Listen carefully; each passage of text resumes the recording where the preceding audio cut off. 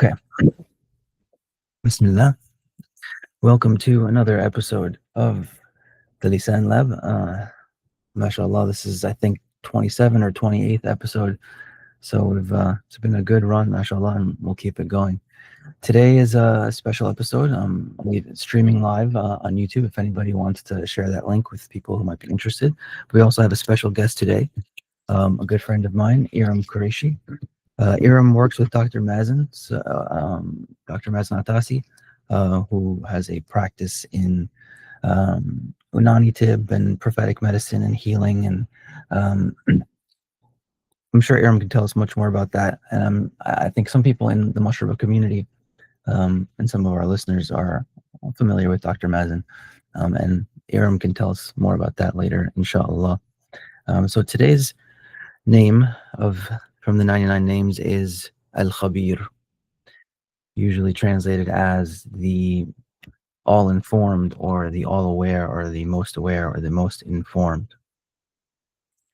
And this is coming after last week or last session when we did Al-Latif, which is usually translated as the subtle. Allah is the one who is aware of the most subtle things. You know, even a leaf that drops in the middle of the desert when no one sees it, Allah is aware of it.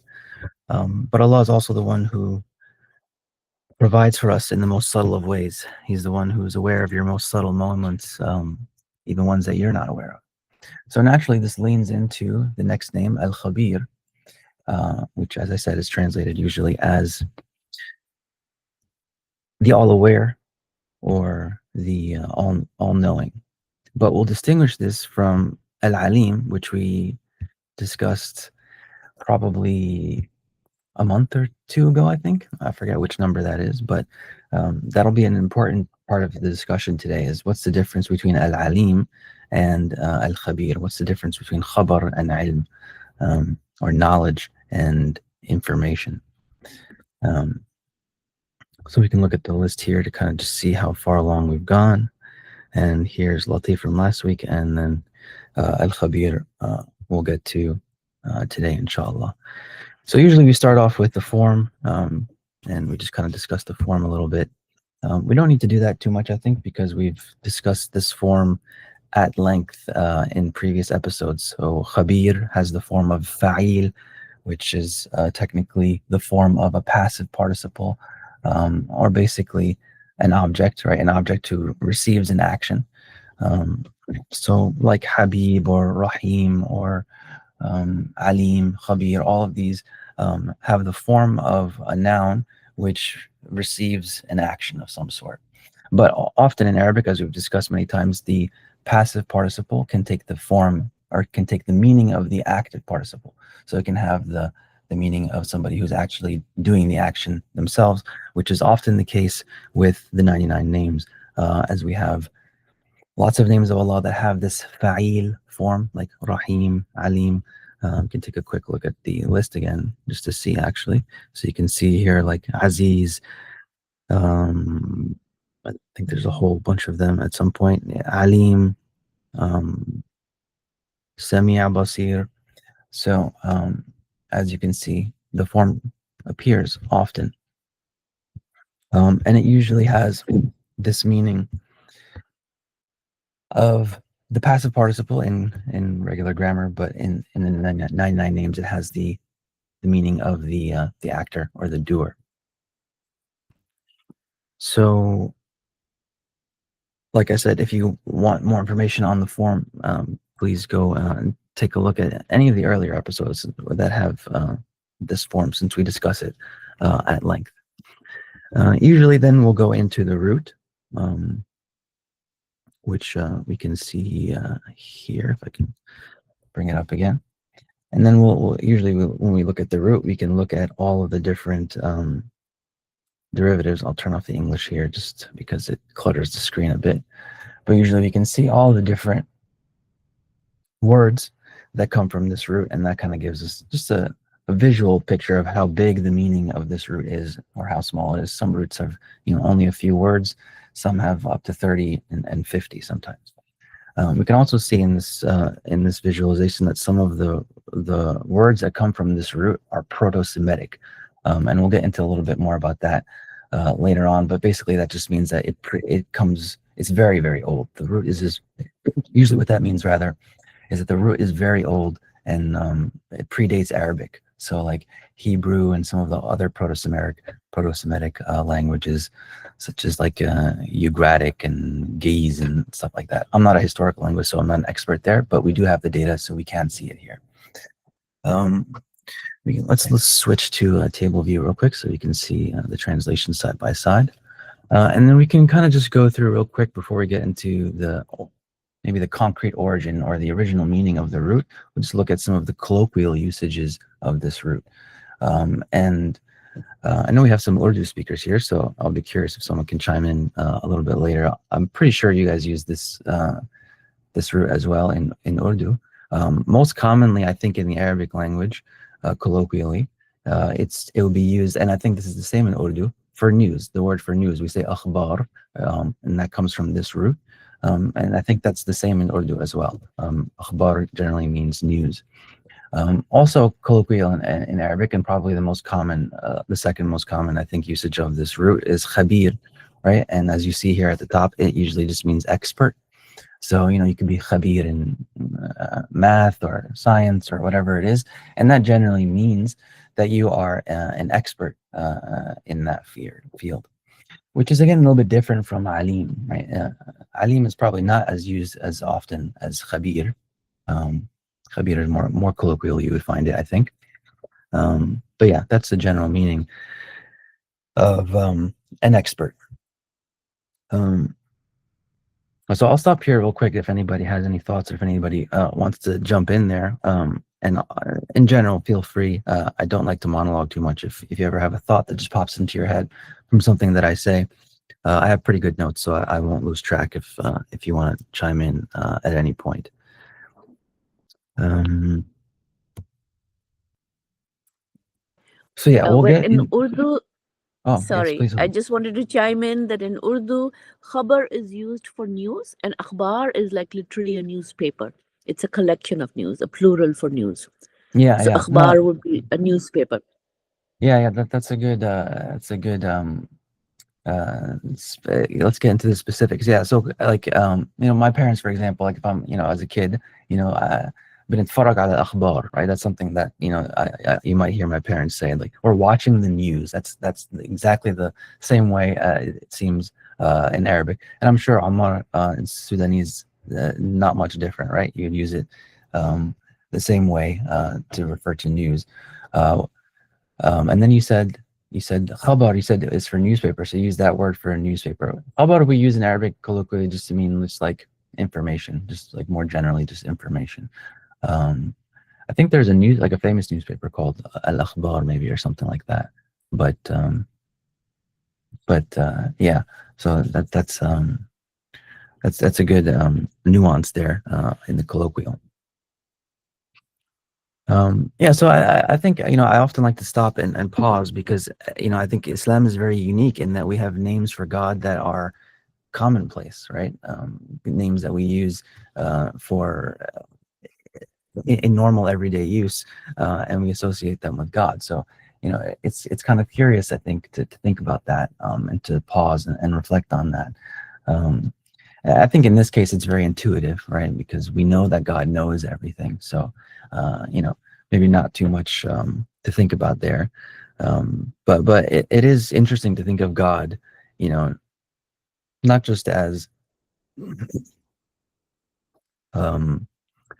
the all-knowing, or the one that knows everything, but also like an expert. What does that mean to you?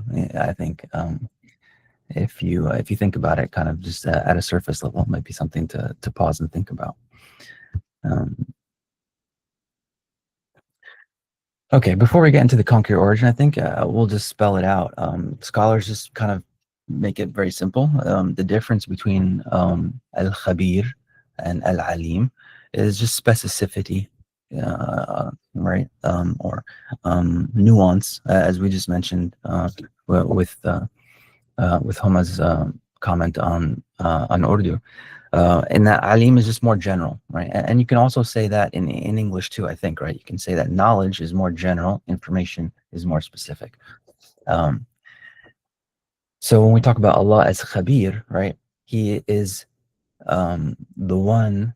When we talk about Allah as Al-ʿAlīm and Khabīr, He is the one that knows the external, the most obvious, the most general, the most apparent, but He's also the one that knows the most nuanced, the most detailed, the most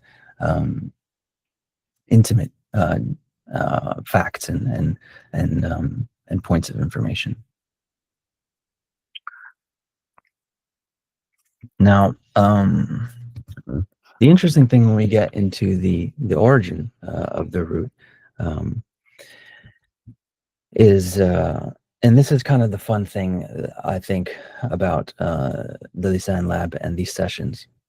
And I missed this. I usually do this in the beginning. I usually kind of go over what is the Lisān Lab, and sorry, I kind of forgot to do that this time. I guess I'm a little excited for this session. So I think one of the ways to kind of characterize what the Lisān Lab is about is actually most of you here are familiar with Josh. Josh is the founder of the Mashraba community, and he's brought a lot of us together. And he writes a lot, actually. And a lot of his writing is actually very aligned with a lot of the research that I do and the spirit behind the Lisān Lab. And that's initially how I came to find this community and to find these people, and to have start this podcast and this series that we've been going on for a long time.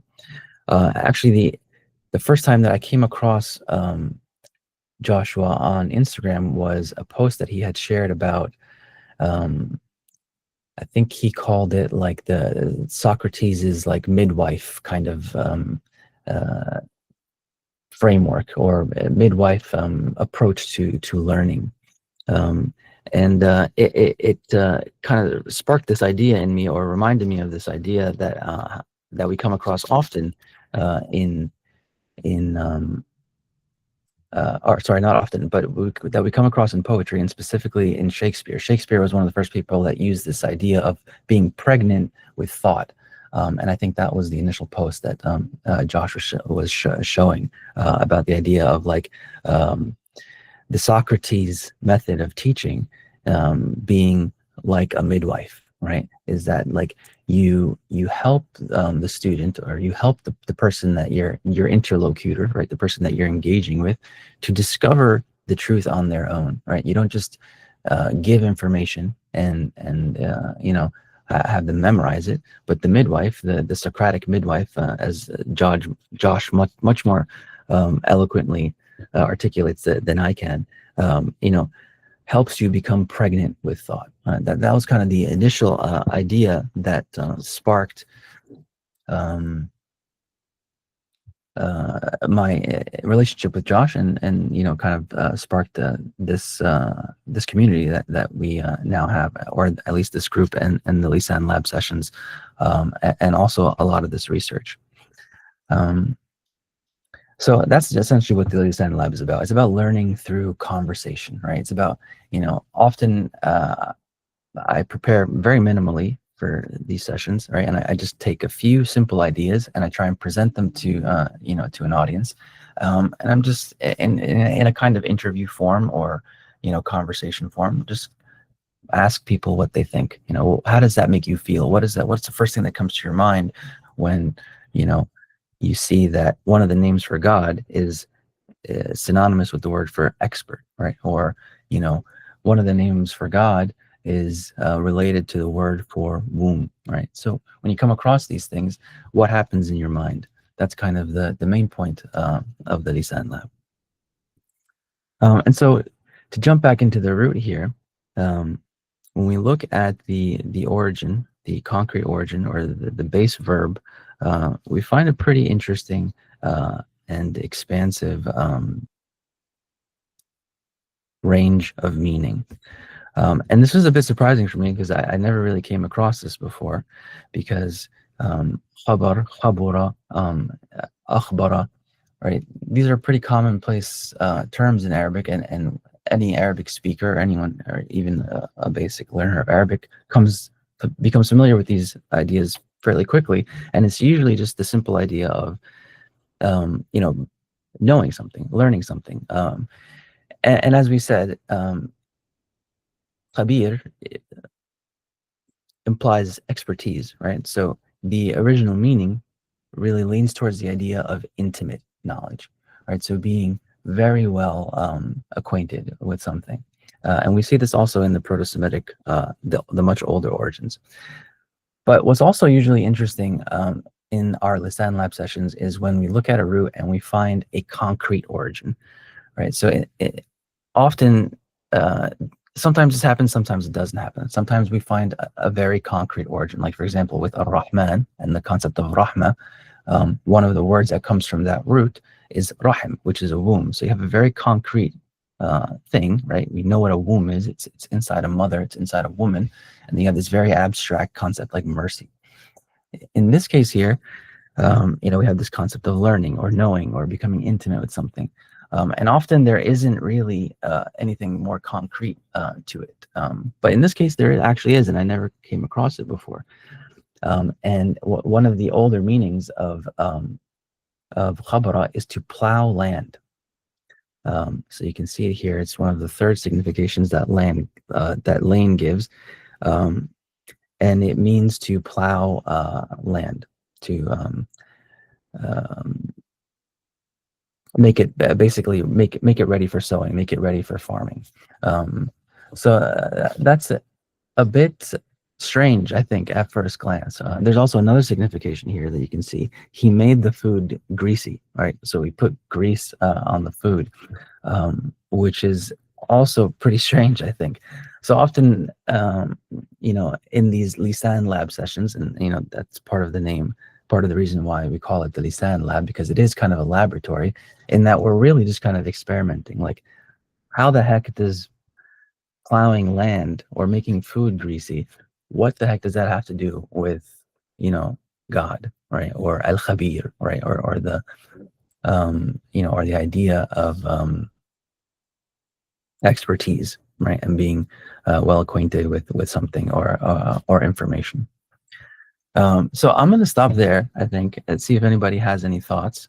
But I also don't want to leave Erum hanging, wondering when she's going to, or how on earth she's in any way related to any of these things. So I'll try and make that connection here. But maybe just, I hear some noises. So are people making comments in the chat? Maybe is that what's happening? Oh, Homa's raising her hand. Oh, please, Homa, if you have a thought, please share. Well, when you were talking about and reminding us of Josh's that excellent Instagram post on the Socratic method and that pregnancy with thought and helping facilitating the delivery, the labor of getting the thought out in a form. And I thought of putting the seeds of those thoughts into the beings, into our hearts and minds of the students, right? Into the discussants that we are discussing these things with. So that putting the seed is actually plowing the land to enable us to sow. So the plowing of the land is not just random. It is precisely to plant the seed. So it is directly related to enabling the seeds of knowledge to come out and seeds of love, the hub and hope connection. I think we've done it before as well. So it just struck me how, yes, I love that. right? Yes, That there is a deep connection in plowing. yeah, And for seed knowledge. MashaAllah. Yes, I think that's definitely part of it for sure. I love that for sure. But of course, part of the other goal of the Lisān Lab, of our explorations and discoveries in this laboratory, is that we complicate each other, right? So everyone's perspective is unique, and that's the beauty of life. I think that's the beauty of learning. That's the beauty of human connection, is that like we all see things uniquely, and we all can add nuance and richness to the different views. So I'll talk more about the I guess you can call it soft land. I think that there's another Yeah. there's another word. I think there's another derivative here that I think maybe it's khabar or khubr, I forget, but it Yeah. might be khabr or khubr, and it just means like soft land that's easy to Yeah. to plow. So we'll get back to And that. also be abounded with milk, right? And we know that the association of milk with knowledge is present in the dream interpretation, Islamic dream interpretation work, and in that incident of our prophet, peace be upon him, and the with Hazrat Jibreel alayhi salam, when he's offered the 4 drinks or 3 drinks, and he chooses milk. So the association of milk with knowledge is also kind of ever present. Yeah, I don't know that hadith, but I do remember another hadith about like milk coming out of the nails. I forget exactly what that was about, but yes, milk associated with knowledge is definitely something that I've seen more than once. Okay, so we'll get back to that. And also, this reminded me of, I don't know, Maham, if you remember this, but you made a comment when we were talking about al-Khaliq, about texture, and I think you mentioned something about like a croissant or like a pastry or something like that, about like the crumbly texture of a pastry or something like that. Because the meaning of Khaliq, if you guys remember, or one of the older meanings of Khaliq, was for something to be worn out or for something to be really smooth, right? Because that's kind of what that's what happens over time to land, right? Is that land can become, or clothing even, like one of the meanings of khaliq, right, was that something become worn out over time. So I think that's related, and the reason that I remembered it was because khaliq also starts with that kha sound, and then Khabīr also starts with a kha sound. So I think there's, a bit of radical meaning, I like to call it there, right? There's a relationship between these two concepts, and the sound helps kind of carry that idea forth. Friction, rubbing out, right? As if there's some friction, there is some polishing Yeah. going on that smooths the land or whatever it is. The the fricative. Oh, the kha. Yeah, the kha implies friction. Yeah, that's a beautiful connection as well. So that's I like that a lot. MashaAllah. And when we are talking about like the sound and also like bread, there's also khubz, right? Khubz. So that's like Khubz. Yeah, of course, khubz. Yeah, I mean, we'll get to this a little bit later. We often take too many tangents, and I want Erum to take some time to speak before it gets too late and we get exhausted. But yeah, could khubz I is. add one thing about the grease on the food thing, like this? Oh, please do. So yeah, like I was also thinking about the connection with milk and knowledge, but also milk and inspiration, because it's like become abounded with milk, right? So it's something being almost like Allah places something in. So and the same thing with getting pregnant is Allah places something in the womb of a woman, and so she becomes pregnant, right? So it's like it's literally like this act of receiving. And the same thing with like putting grease on food.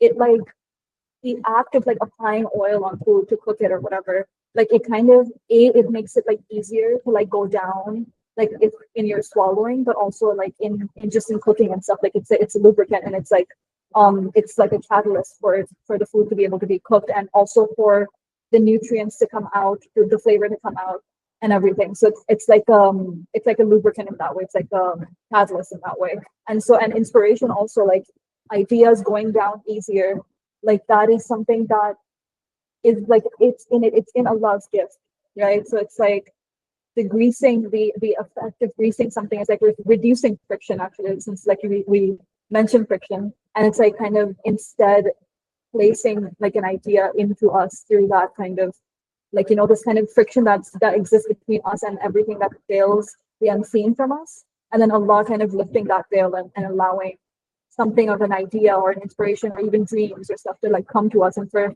different realms to collide in that way. And then the act of creation itself, like I like that you mentioned al-Khadat in that conversation, because it's there's an information, there's this thing of being informed. Like Allah is the most informed, and not only is He the most informed, He is also the one who informs us when we don't have knowledge about something.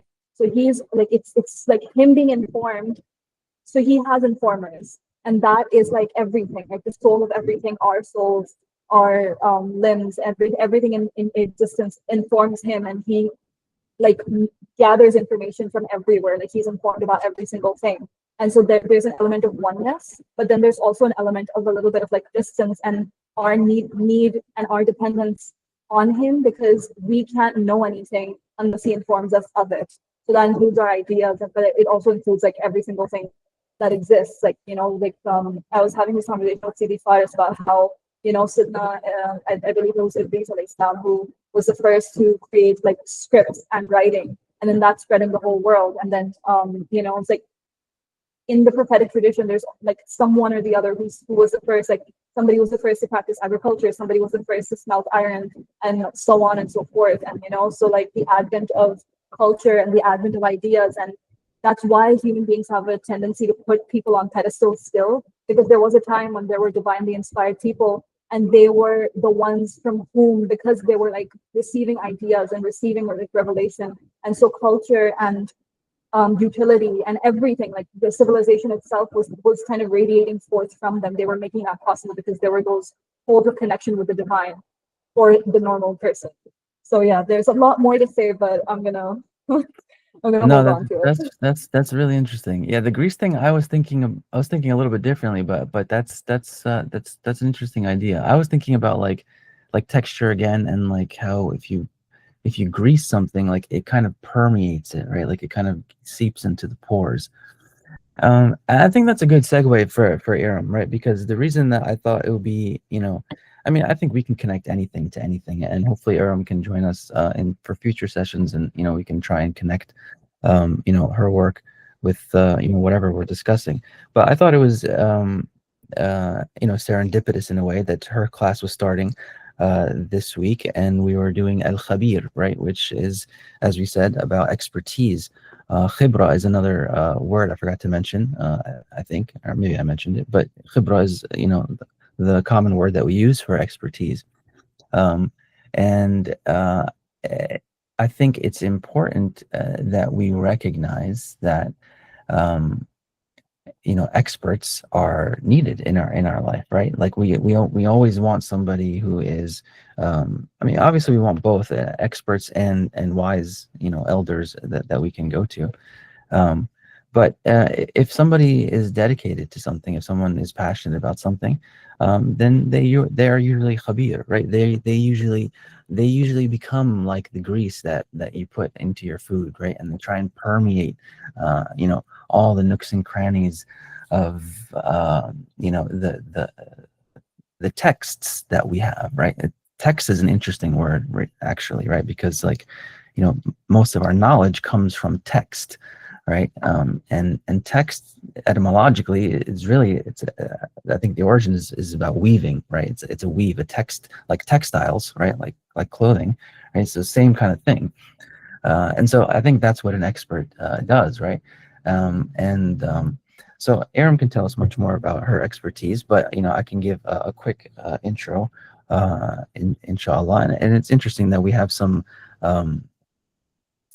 ideas here about food, right? Since I think that's where Erum's expertise can be very beneficial to the modern world, because food, I think, is one of the greatest dangers that human beings kind of face, and especially because if you're not well informed, or if you don't have a khabīr, if you don't have an expert, if you don't have somebody who can guide you, it's very easy, not just with food, with anything in the modern world, right? It's very easy to become distracted and duped, or led astray, even if it's something as simple as your diet, right? Like so many of us, especially I'm sure many of us are aware of our parents' generation, for example, especially if you moved to the West and become used to Western diets.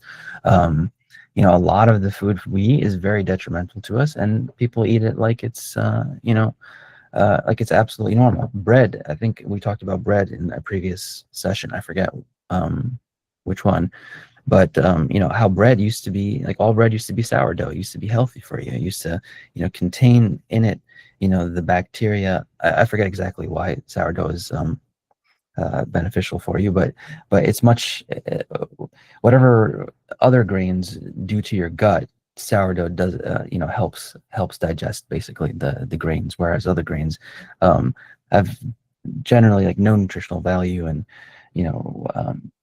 are much more harmful for us. Erum, as I mentioned earlier, works with Dr. Mazen Attasi. If some of you are familiar, this is the website I can just show real quick. Their practice is called Forward to Health, and Erum is she's running a 5-week course on the 5 humors.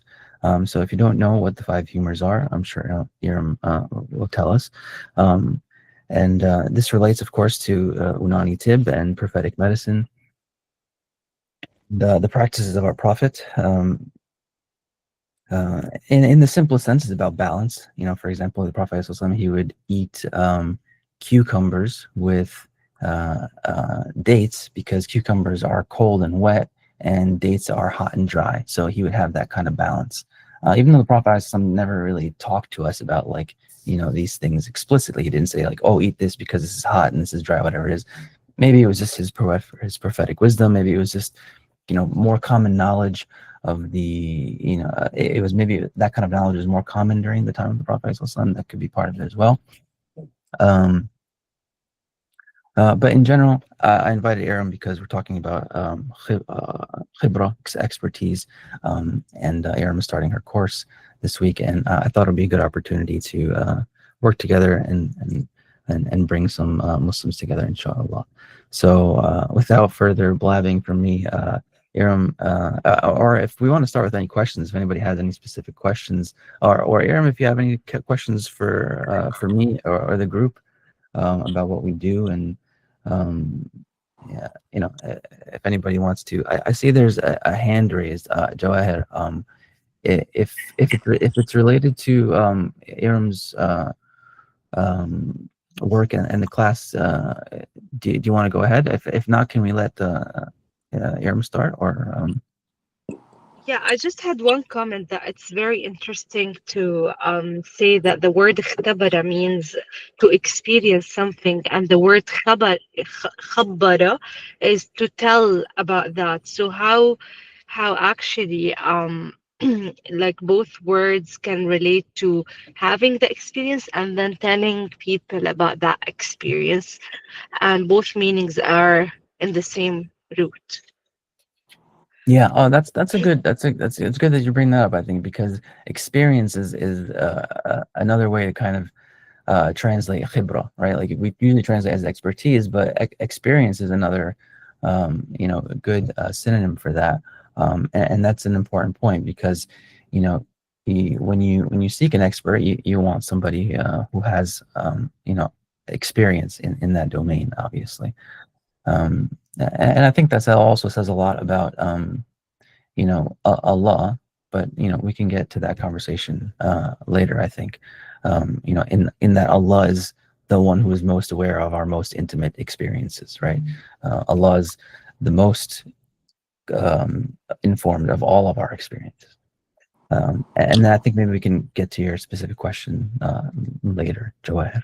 Erum, do you want to take it away, or do you have any questions for us?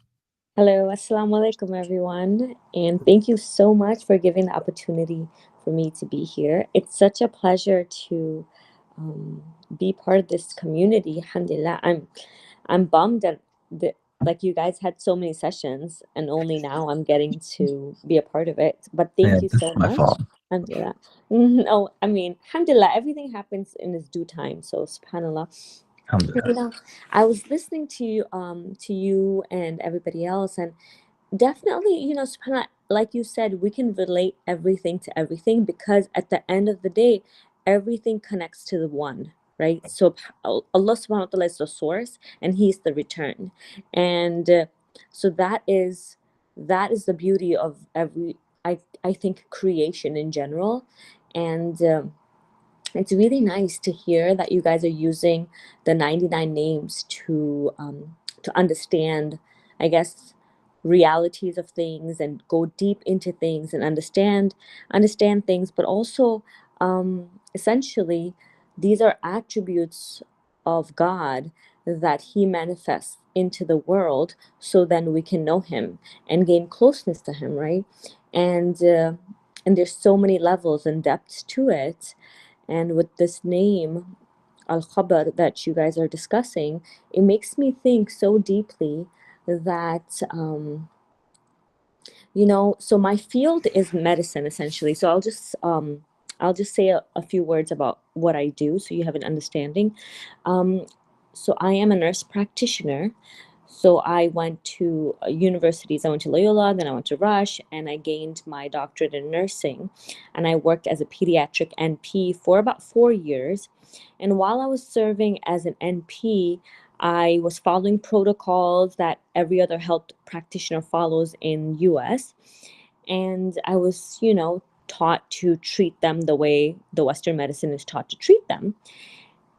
But the thing is, I come from a Muslim background, and I come from a Pakistani background, and my mom would have like these little remedies from time to time to treat me for cold, and she'll have like these diets that she wants me to eat this and she wants me to do this and all that stuff, and essentially it works, right? So it would work for me, and I would go back to my mom. I was like, oh, give me that thing that you gave me, I need to like do that.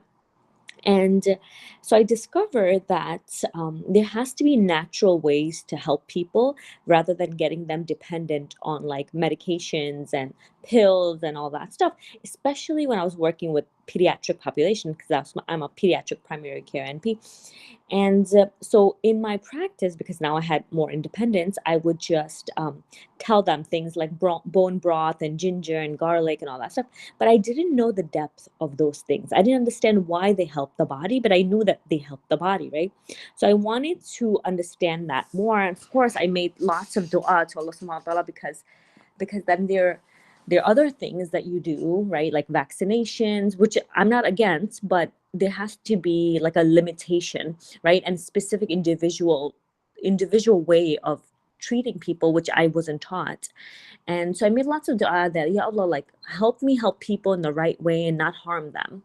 And so Allah subhanahu wa ta'ala guided me to this knowledge of Unani ṭibb.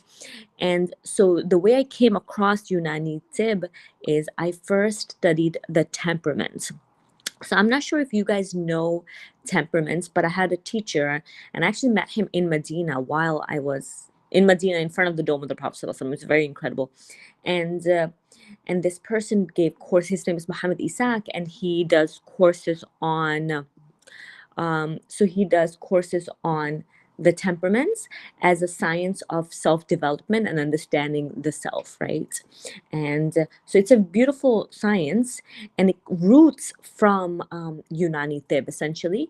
And what Unani ṭibb is Greek. So Unani means Greek in Latin, and ṭibb means medicine in Arabic. So essentially during the golden era of the Muslim civilization, when there was so much development that happened because the Prophet Muhammad ﷺ came about and brought wisdom into the world, right? So we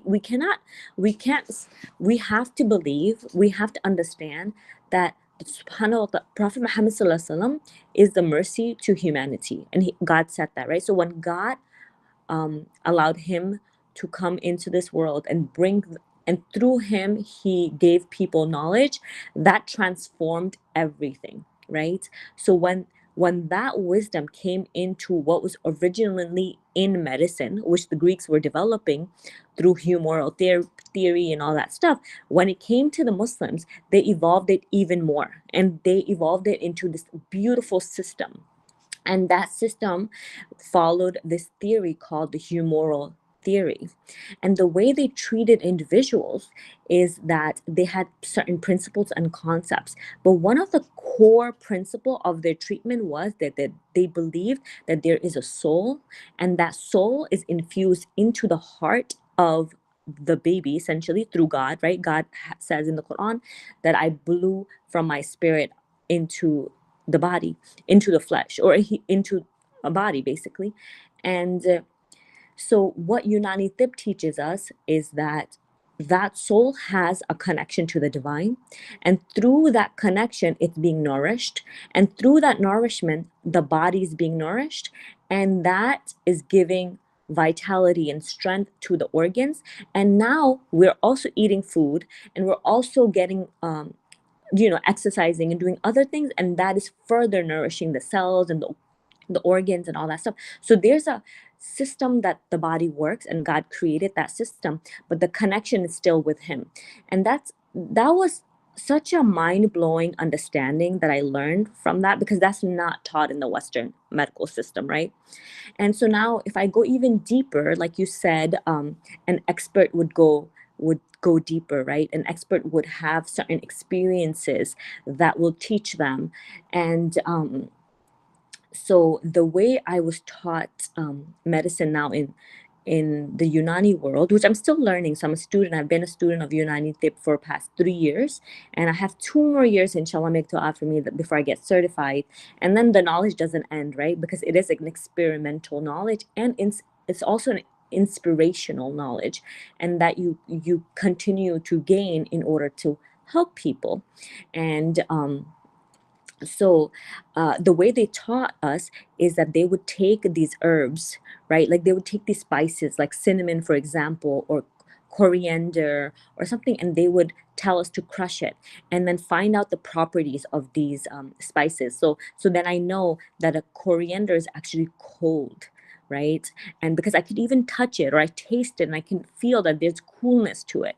And so then they tell us that internally we have these humors, and we have everything in creation is made up of the basic elements, the fundamental of the building block of everything in creation is the 4 elements, which is air, fire, water, and earth. But what is it? It's actually their properties of dryness and coldness and hotness and moisture that is within our body, and the combination of everything creates these humors. And then the combination of these humors essentially creates these specific temperaments that we have, that are in Arabic it's called mizaj. So then the individuality of a person, that he has this type of mizaj, right? He's more hotter or he's more colder, and then he's more prone to this type of behavior, he's more prone to this type of disease, and he would benefit from this type of food, because everything in nature has a mizaj, has temperament, and has properties.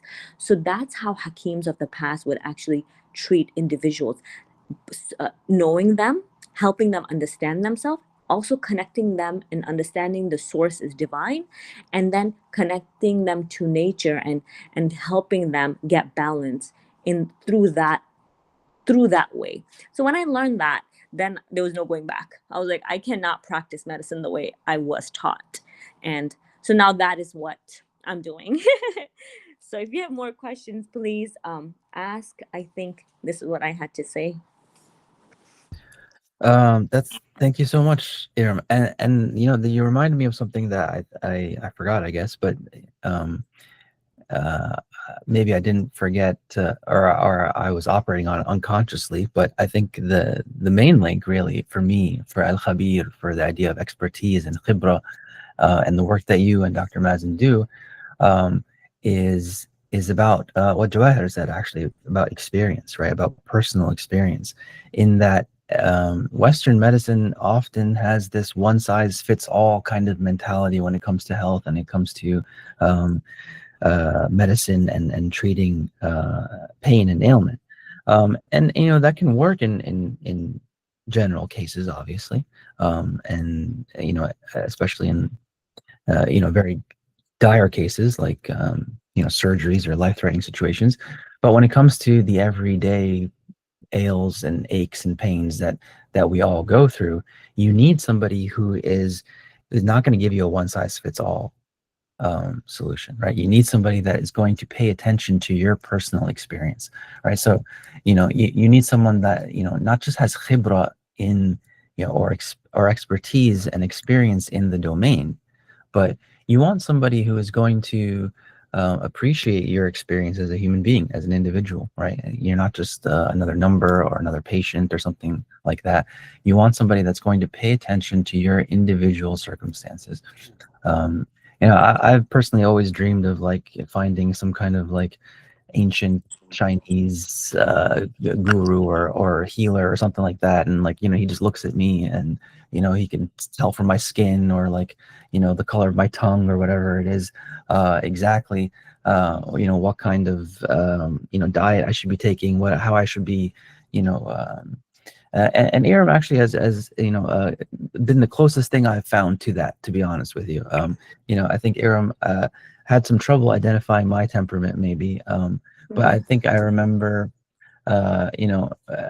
I'm generally a more reserved person, so I think I'm on the cooler side, not the hotter side. But I think these things are dynamic. So one of the things that she had recommended to me at some point, I think it was a couple of years ago, was to start my mornings off with I think it was Himalayan salt water and lemon. I think that was it.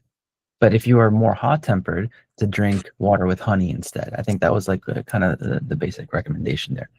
Erum, you can feel free to correct me if I'm wrong.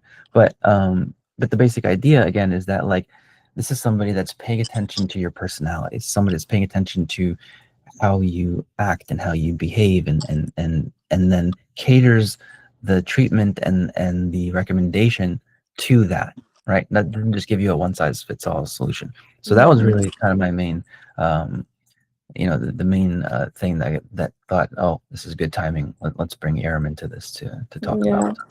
Yeah, subhanallah. So Forward to Health seems like they're doing a lot of different work, which is beautiful.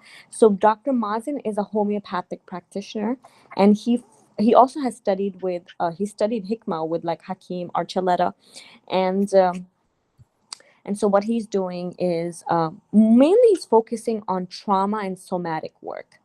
And so he takes and he's teaching a lot. And then we have other practitioners that do like homeopathy, and then we have other somatic practitioners, and then I'm the one that has more of the Western medical system involved, and then also the Eastern medical system with Unani ṭibb, kind of bringing together and just taking clients and patients and helping them get more balance through like lifestyle factors and balancing and stuff. But you're right, and this has to be done very individually. You cannot do like one thing fits all method anymore, because it's not.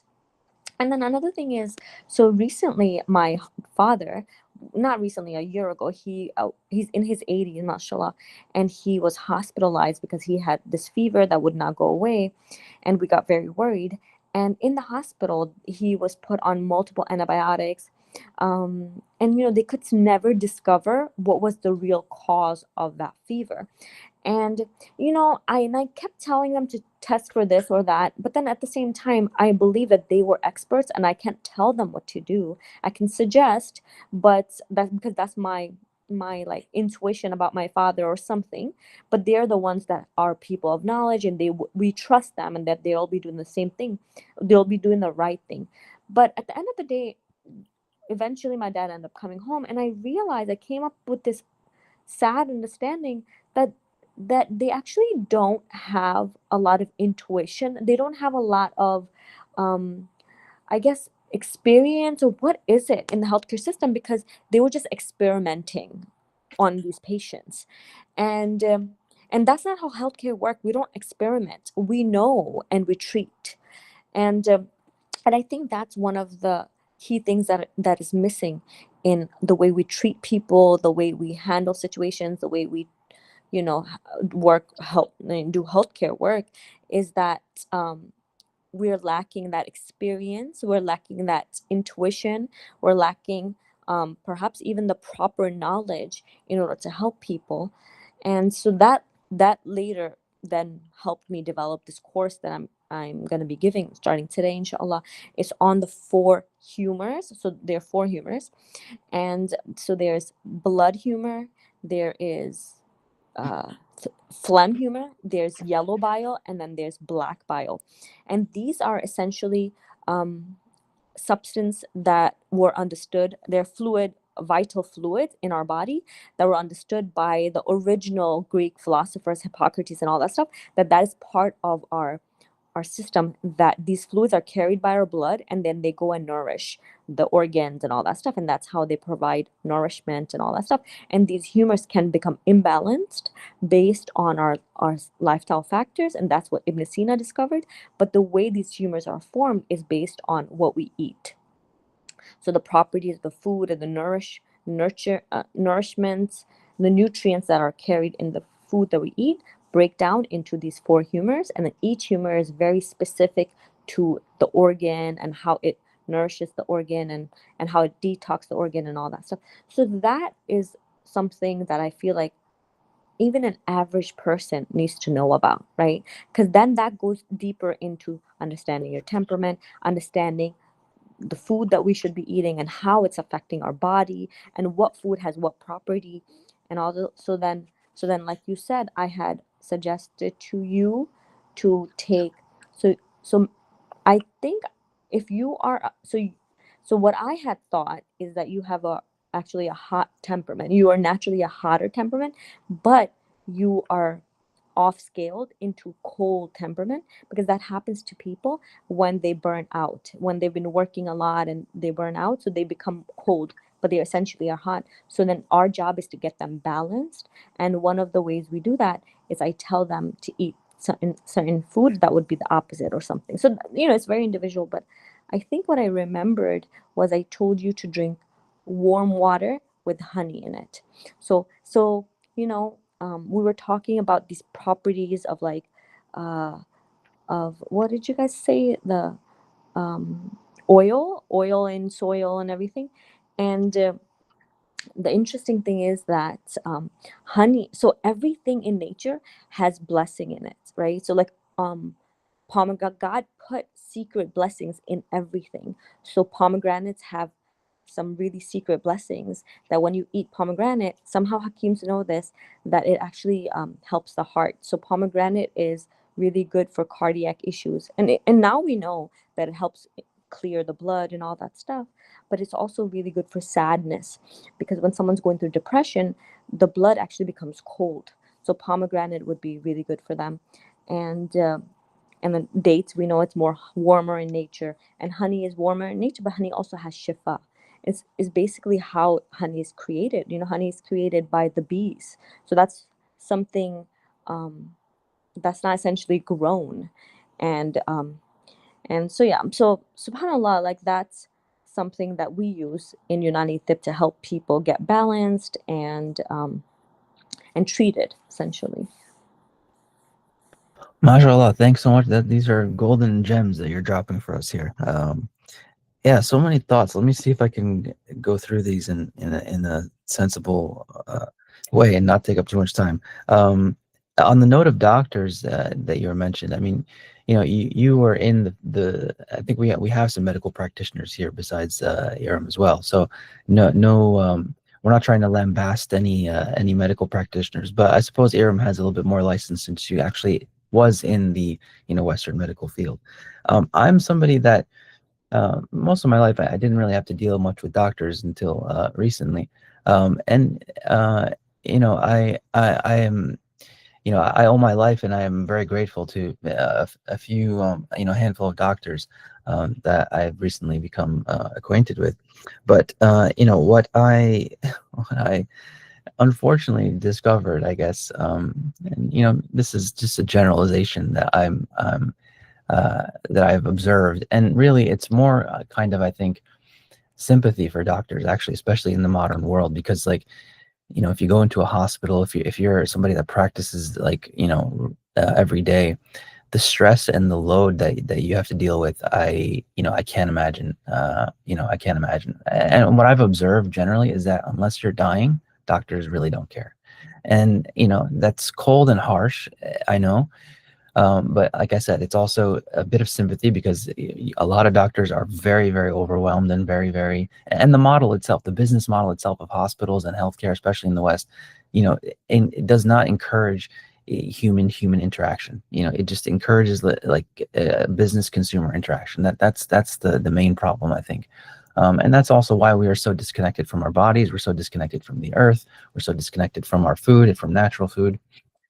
Anyway, I can rant about that kind of stuff for forever. But just maybe you can clarify for us, and maybe we can turn this into some content we can share it later. But so Dr. Mazen focuses mostly on like trauma and that sort of thing, whereas maybe are you focused more on nutrition and diet and that sort of thing. I think the other important point to mention about modern medicine, and this is something that I discovered years ago, is that medical doctors are not trained in nutrition at all, right? Like if you go to medical school, you don't have to learn anything about nutrition, which probably for many medical fields you don't need it, but it always struck me as something that was kind of like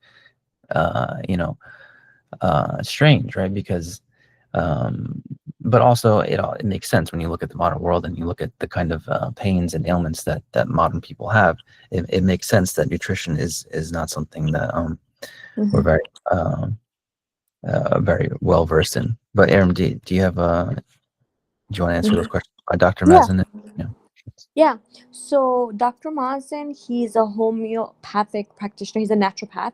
So he has studied the science of nutrition and all of that stuff that in a holistic practice. So, but he currently doesn't specialize in that. So his focus is somatic therapy.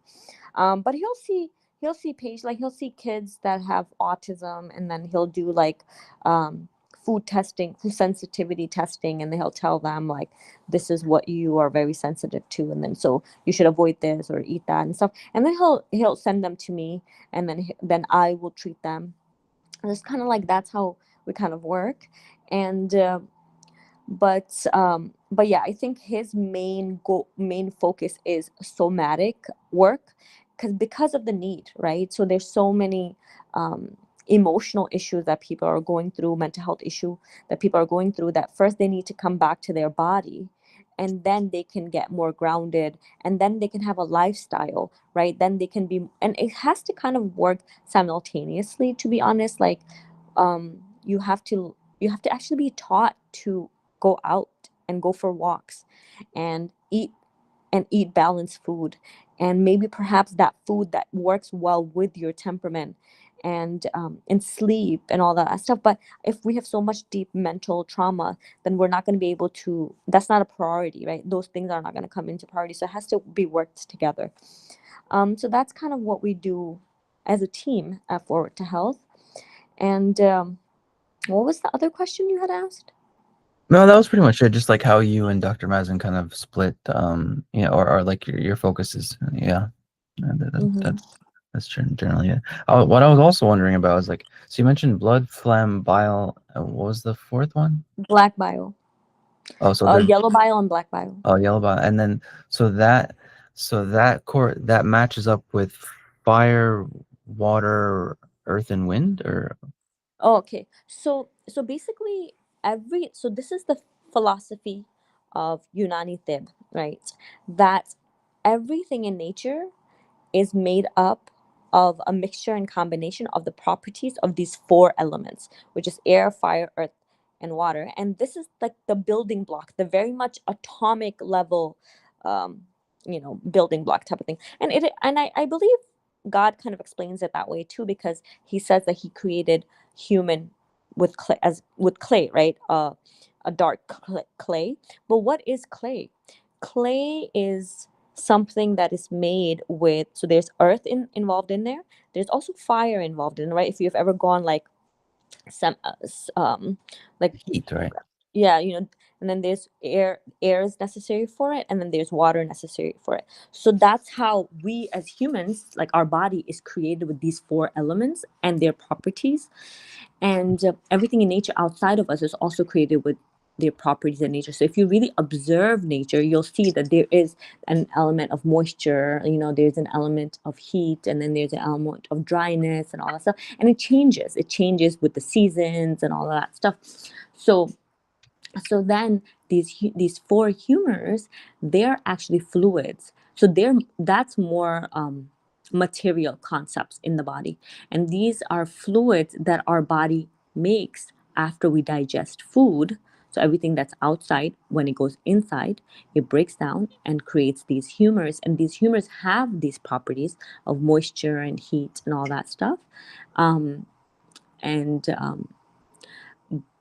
then how does that affect the organs? But then obviously it also has nutrients, right? These nutrients of that in the modern medicine we'll call it, like, vitamin B or potassium or this and that, so all of it, the building block has certain properties. So that's how traditional practitioners will look at. But I think one thing that's it's important to remember is that why is it important to know this fundamental concepts? Why can't we just say that, oh, this is like microbiology and this is like an atomic particle and all of this? And why are we using those terminologies versus like hot and cold and warm and moist? Why are we changing? And I think it's really important to maybe create a new framework, because you can connect better, right? Like, can I connect my understanding of like, oh, I'm eating vitamin B right now, or I'm eating magnesium when I'm eating pumpkin seeds? What does that even mean, right? What does that even mean when I go outside? I don't know what vitamin B looks like, but I do understand that, oh, I'm really feeling hot inside. It's a summer day and my stomach is burning and I don't know what to do. Okay, so I'm going to eat some yogurt right now because that's going to cool me, because it has the property that I need. That's really beautiful, mashallah. That's really, really wonderful. And really, it really gets at the spirit of, this project, this group, this, etymology studying, even just the simple idea of tadabbur in the Qur'an, right? Like Allah, implores us to do deep thinking of the Qur'an, right? And all of that, I think, kind of can be maybe summarized in what I like to call the distinction maybe between like atomism and holism, right? Or linearity and non-linearity.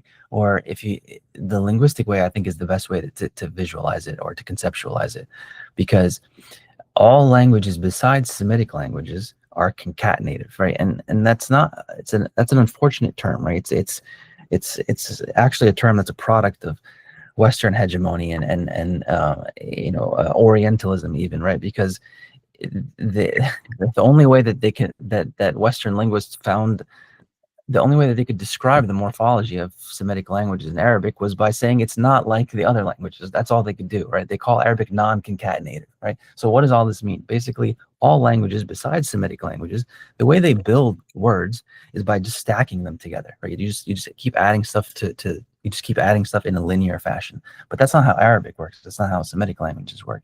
The way Semitic languages work, and there's an argument for the fact that all languages actually work like this, but only Arabic has preserved it. And the idea is that it's non-concatenative. It's not just stacking things, right? It's not just dividing things into as many small pieces as you can and then stacking them together or smushing them together.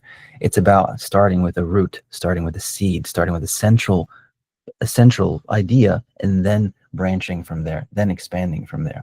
That's what that's what this graph is on the screen. Well, it's on the screen now, but there. So that's what the graph is, right? So it's this idea of starting from a centrality and expanding to different and expanding outward that way, non-concatenatively, right? Like a tree, like a flower blooming. And it's a bit of a stretch, maybe, from what Erum was just saying, but I don't think it is, right? Because I think in the Western world, in the modern world, in the Latin world, you could even say, or in the English-speaking world, the imperative is often to just keep be atomistic, right? Just like divide everything, put everything in a nice box and a nice little label, and that's how you navigate and coordinate with others in the world. But that's not how human beings are. We're not just like a building, right? We're not like, we're not just, God didn't start with our toes and then just like added shins and stuff like that, right? We started as a fetus, like a seed, and then we grew, right? And I think that's the whole spirit of effective learning through conversation, learning, being pregnant with an idea, learning through, I forget what Josh called it in his article. He had some really nice technical word, I think, for a midwife, meiotic method or something like that. But yeah, that's really the spirit, I think, and I think you said it way better than me, Erum. But I just had to you know, do my little philosophical cognitive science tangent. But yeah, in the simplest terms, like you said, we don't see vitamin B, we don't see vitamin K, right? We don't see those things, but we do feel hot, we do feel cold, we do feel wet, and it's important to respect, I think, how our minds work and how our bodies work, instead of, you know, worship science and logic and rationality, and have to have everything in neat little boxes and neat labels. Okay, that's my end of my rant. Yeah. But did you have something Can you I, wanted to add? yeah, Of can course, I yeah. just add that that is science and rationality as well, to be in touch with how Yes, we are yes. feeling, I'm sorry. whether Yes, we're I'm hot sorry. and cold and Yeah. dry or wet, is are these are absolutely scientific things. Yes, I don't mean to Alhamdulillah for that. lambast scientists and logic, and because, to be honest, like science and reason, all of this started from a place of humility, right? We Yes, started from a place of we don't know, right? exactly. And And it's that we want to know. arrogance that it really stops us, right? It's that arrogance of allopathic medicine as such, or the way it has been to the rest of the world, that, oh no, we know the best, and you guys are primitive, you guys are uncivilized, you Yeah. guys are superstitious, and your Mhm. method is not scientific, not realizing that the scientific method originates from all of us, and Yeah. especially the Islamic world and the Unani. And Yunan is actually super interesting because it comes from Ionic, which is Mm. at this point it's a part of Turkey right now. Mm. Say This that was again. the You said word. ionic, ionic, Yes, ion. like Yeah, ion. But Ionic. So that is where the word comes from. It's Mhm. a Arabic pronunciation of ion, was Mm. Yunan, and it's also used in Sanskrit in a different way. And for them, it was the barbarian is the one who is from Ion, because they didn't speak Sanskrit, and and that's where our ṭibb Unani, our medicine, our Greek medicine or Islamic medicine, which I think it has been preserved most widely in the Islamic world. It Mhm. comes from there, but it's actually, that was the closest that was thriving of the new the Byzantine Empire, and was closest to the Arab world and was the richer part of the empire when when our Prophet Muhammad, peace be upon him, was alive. Mhm. Wow, subhanAllah. Yeah, that is true. You're correct. And you mentioned that about metaphysics, essentially, right? Like how Mm. there's so many separations, the duality, right? Like the modern world, the way our science is studied and understood, and that's even oh, can you hear me? I'm sorry, I'm getting a call. Am I getting a call? yeah, we can hear you. Okay, so my yes, so like the modern science, even in engineering and philosophy, in engineering or physics or medical or medicine, and this, everything's separated, right? So very systematically throughout time, after the 1700s, or actually, yes, during the 1700s, after the Renaissance stuff, things, we separated, right? We separated church and state, we separated God from body and all that stuff. And supposedly they did it for rightful reasons. However, it came to a point where there's no connection. And so that's where you're cutting the root of things from, and that's when things start dying, right? Because the concept of metaphysics, the concept of a creator and oneness, is the thing that brings things to its form. And that's what I think needs to come back into medicine and all the other sciences, inshallah. Yeah, I mean, there's a lot of ways to kind of try to talk about this. One way I think, is Western hegemony, right? And that's more like critical theory. In philosophy, we might call it Cartesian dualism, which is like what you're saying, right? Like it's just like there's the mind, there's logic, right? And then there's everything else, right? And everything else doesn't matter. Like we can have fun, whatever, but it's separate from logic and the mind. and that's wrong, right? Like we know that that's wrong. That the world is not that simple, right? It's not that black and white. The heart and the mind and the body, it's for me really, it's like let's do away with the duality, the Cartesian dualism, and move into look into the third dimension, right? And the third dimension really is the body, right? It's time and space, right? Like in physics we say the third dimension is or the fourth dimension is time, but really it's time and space, and what that means is that the body is very important. That we have to take into account the body, not just the mind, and not separate the heart, but all three of these things intermingle together in a way that's meaningful and that we need to appreciate. I'm speaking about this a bit loosely because we've talked about it several times, also probably loosely, but the thing that kind of comes to mind right now, and I tried to kind of ask this, but I guess I didn't really ask it that well, but it's in the simplest sense really, it's just that I see the number 4 a lot, right?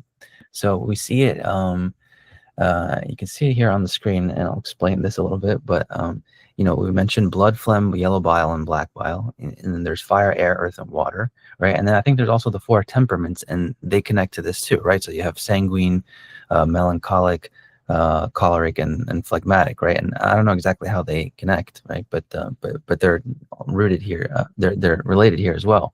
And then obviously then you have like the simple senses, right? Hot, cold, wet, and dry, right? So the fact that 4 appears often is mysterious and curious. And I wonder if you have any thoughts about it there too. In regards to the 4 temperaments, right? I think I've heard this before, and maybe Erum or somebody can correct me if I'm wrong, or if maybe someone heard this before. But how like the Prophet ﷺ was the perfect balance of all 4 elements, right? Perfect balance of all 4 temperaments: sanguine, choleric, melancholic, phlegmatic, all those things. But the interesting thing is that if you look at the seerah and you look at the Prophet ﷺ and the history, you also see the number 4 again, right? And that's in his 4 main companions, the Khalifa, the 4 Rashidun, right? And you have Omar, Abu Bakr, Ali, and Uthman, and they each, I've heard at least, that they each kind of align with those 4 temperaments in a way too. So that's kind of interesting. And then I have this image on the screen here because I find that the same process happens in language as well, right? So like all language is made up of root and form and context, and that's a lot like the heart and the mind and the body to me. And really we only get meaning, right, when all 3 of these things are in alignment. When all 3 of these things combine, that's when you really get meaning. And that's the same for, I think, holistic medicine. It's the same for spirituality. It's the same for faith, right? When you align the heart, the mind, and the body, the soul is born. Yeah, that's a lot of different thoughts there. So if you have any, I see Zanira has a hand raised up, and I know we didn't address Jawahir's question exactly yet, but yeah, do you want to say something, Erum or Zanira? I guess I'll just say that it's actually a really interesting concept. I didn't think about before, but you're right. All the Prophet Muhammad ﷺ was perfect in every sense of the creation, perfect of creation, and he had the balance of all 4 temperaments, but he was a little bit on the sanguine side. So he had a higher sanguine, because we do have one dominating temperament. Everybody's created with one dominating temperament. The temperament is created by the mixture of these humors, and but God gives someone a unique temperament. And that's how God created everyone, with individual uniqueness. And obviously when you study that deeply, you realize what your purpose is, because the temperament will help you discover yourself more.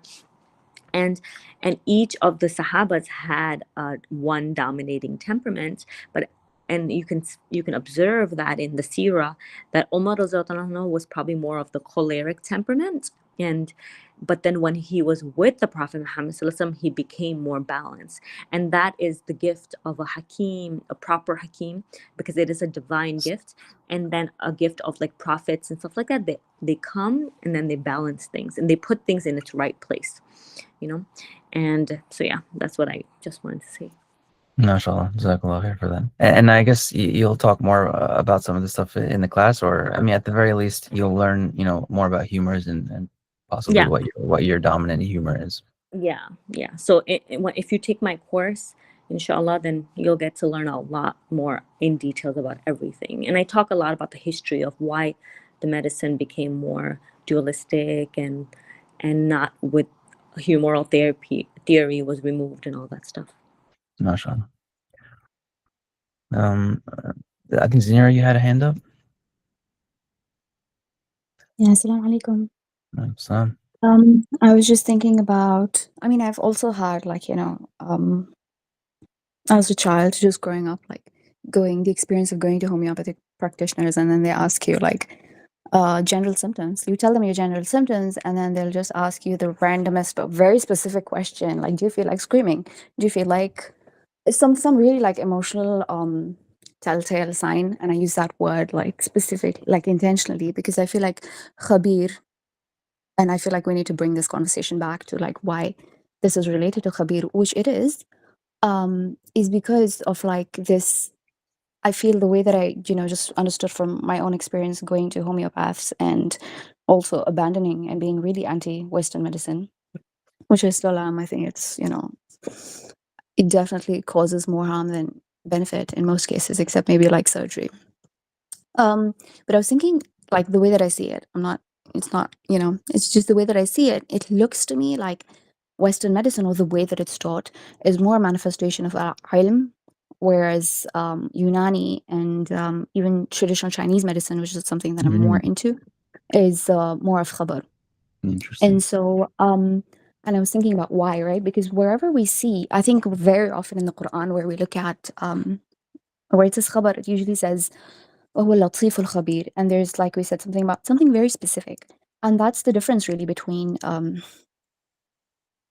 allopathic versus homeopathic or traditional Chinese medicine, is that they don't treat the disease, they treat the person.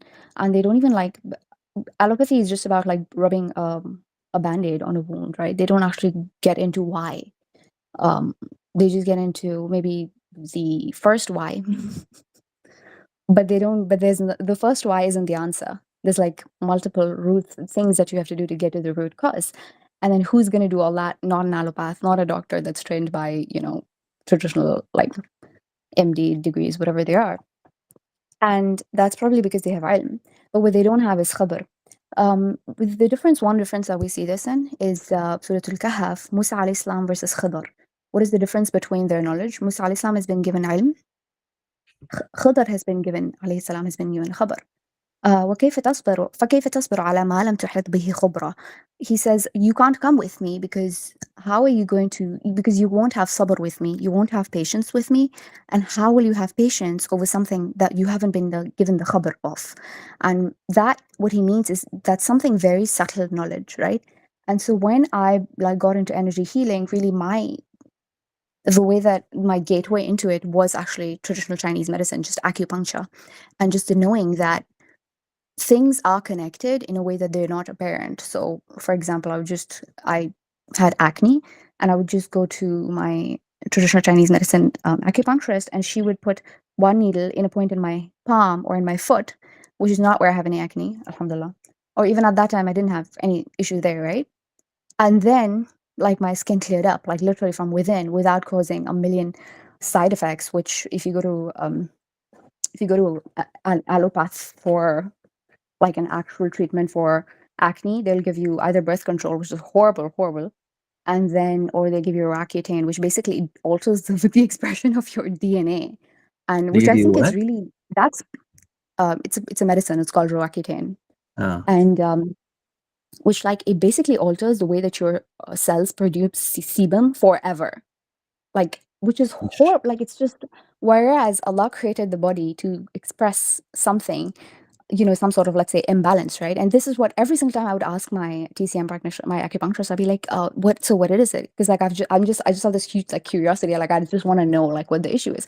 And every single time she would say just a little bit of imbalance, and I was like, what kind of imbalance? And for me, from just knowing basic, like, the biology that they teach us, I would always think like imbalance to me, just the only imbalance I knew was like hormonal imbalance. So I was like, oh, maybe it's that. But that's not the only imbalance. It's like everything can be an imbalance. And I think we spoke about this when we spoke about Rahman, وضع الميزان, right? Like Allah created the balance. He placed the balance in the universe. It's not just in hormones or in this or that. And so then, but right now, while I was listening, I was just thinking about like khabr versus ilm. And I was thinking about how since then, I got into like energy healing. And just, I think yesterday I watched a reel of from a doctor, I think it was Dr. Mazen. I want to say it was Dr. Mazen. I don't know, whoever's really you sent me on from the page. And he was saying that before the patient comes in, and from the way that he walks, the way that he's looking around, I can tell, XYZ about this person before he even tells me his symptoms. And that, I think, is khabar. That's not ilm.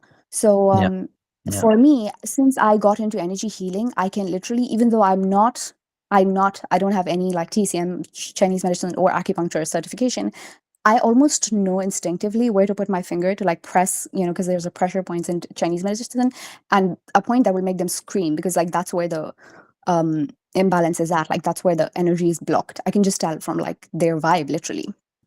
And this is also like, one of the things that Unani medicine, even traditional Chinese medicine, acupressurists and acupuncturists and like practitioners do, is she would check 6 pulse points on my on my, what's it called? Yeah, wrist. And so then it's like, this is khabar. This is something very specific. This is my pulse, right? So this isn't ilm that you're going to read in a biology book, in a chemistry book, where, XYZ drug leads to XYZ reaction in the body. Yeah, it does. Like, so I think that's ilm. But this isn't how it's going to react in every single person's body. And so they do clinical trials and they do all of that. But still, like everybody's unique. And then in that specific point and throughout our own lives, like throughout our own timeline, the way that our body is going to react to something is unique. And so I feel like that's why it's like latif, like you need to have exact something, like we spoke about latif as precision. So you need to know what is the precise thing, what is the precise piece of khabar that I need to have about this person at this point in order to find them a path to healing. And that Western medicine cannot give you. It was never meant to give. And I think even what you said about the business model is like in traditional Chinese medicine, they would go there. It was like they had a financial incentive. Sorry?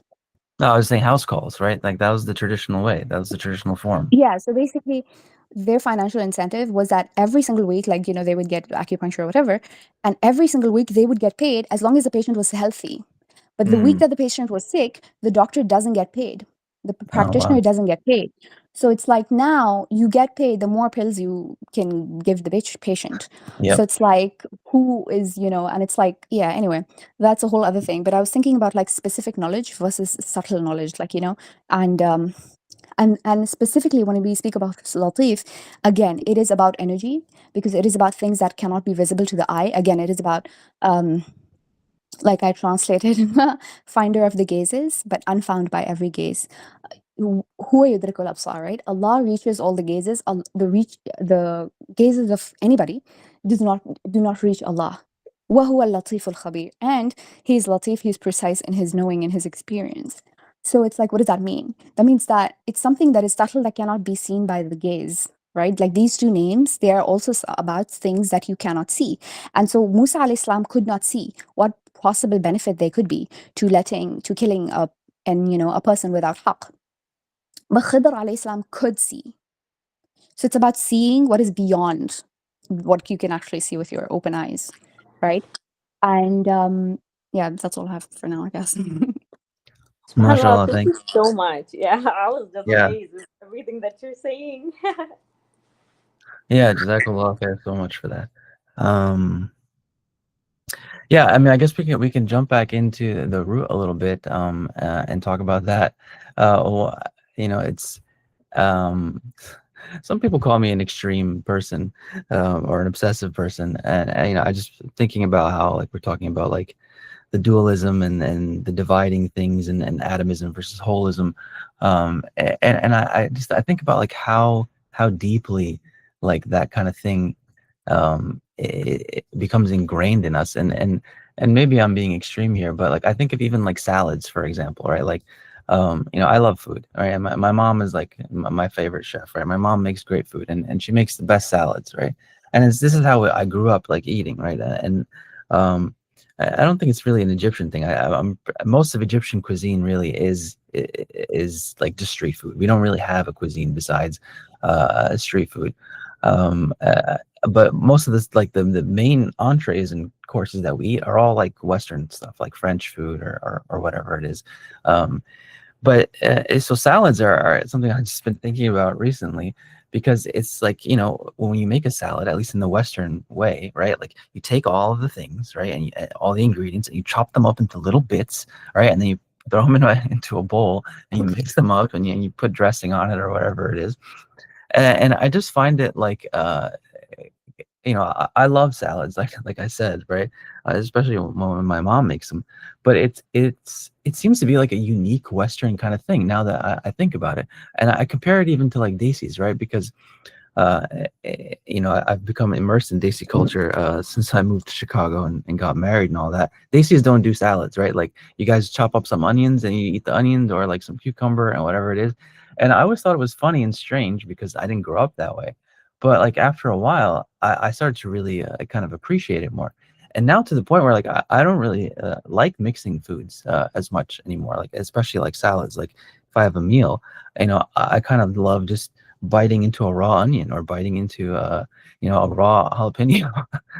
Sorry to take a huge wild tangent here, but in some sense to me, right, it's still kind of coming from this place of like wanting to appreciate things for themselves, right? Like a kind of like a holism again, right? Like just wanting to really appreciate everything just for its essence, for its thing in and of itself, instead of just mixing it in with everything else. And and then you basically you're not as aware, right, of like when you eat a salad, right, like one spoonful might have like a piece of cucumber, it might have a piece of pepper or whatever it is, and you take it for granted, right? Like it's just because it's cut up for you nice and simply.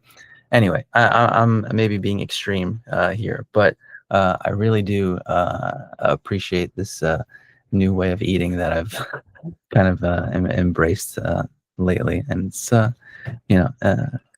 think it's kind of funny too. I wanted to add something, if that's okay. Yeah, of course. I in Unani ṭibb, and that medicine is actually practiced in Asia, in Pakistan, India, still to this day. So there are practitioners, but so I think the beautiful thing that I observed about the way that form of medicine when I learned it is that it's not something that you really need to be taught. I'm teaching it because so many people are disconnected from it. It has to be revived, I feel like. But it's actually very much intuitive. People are so people perhaps, like you said, at that time were so connected with themselves and nature because they lived in nature so much that they knew the properties of things and how it would impact their body. And so in Unani ṭibb, we are recommended not to eat raw food. So like raw salads and stuff like that. So we don't do that because it's actually very strong for your liver. It'd be too much for your liver to digest that. And having ginger is really important because it's hot and it's really good for your stomach and all that stuff. So cooking food and eating cooked food is recommended because it's softer for your body. And then also eating simple meals. So all the recipes that I have that my Hakim have given me to like practice on and eat and all that, they're very simple recipes. And even like some of them have like desi food in there because a lot of the practitioners are Indian Pakistani, but it doesn't have as much spices that are used in today's Pakistani culture. So that was interesting for me. I mean, I'm being a bit silly here, but I mean the basic point is that like if you look at like modern food, like if you go to the store and you look at the ingredients list, it's like sometimes 50 different things in like a simple food, right? Whereas like the way humans were meant to eat, we're just like you eat one ingredient you eat one ingredient at a time, and that's all I'm trying to say. I'm taking it a bit extreme by boycotting salads, but I just thought it was the other interesting point. Mara, please jump in after. But the other simple thing I just thought of was like eating with your hands, for example, right? That's something that's much more common in Desi culture, you know, and in Muslim culture as well. And it's just like, it's about that connection again, right? In the West, like, you know, and this has become like a, you know, a thing recently because of the, you know, the election in New York, with Mondami eating with his hand. But you know, like to me, like the fork and the spoon and the knife, they're it's another like layer of separation, right, between our bodies and what we need, right? So when you eat with your hand, you know, and I've heard that this is actually even medically better for you. You know, you regain that connection again. There's more of a holism to me. You know, you're connected to the food. You aren't as separated from it. But yeah, Mara, did you want to add something? Yes.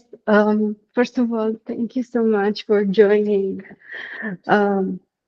us today, and it's a delight to listen to this conversation and to everything that you have to say. Second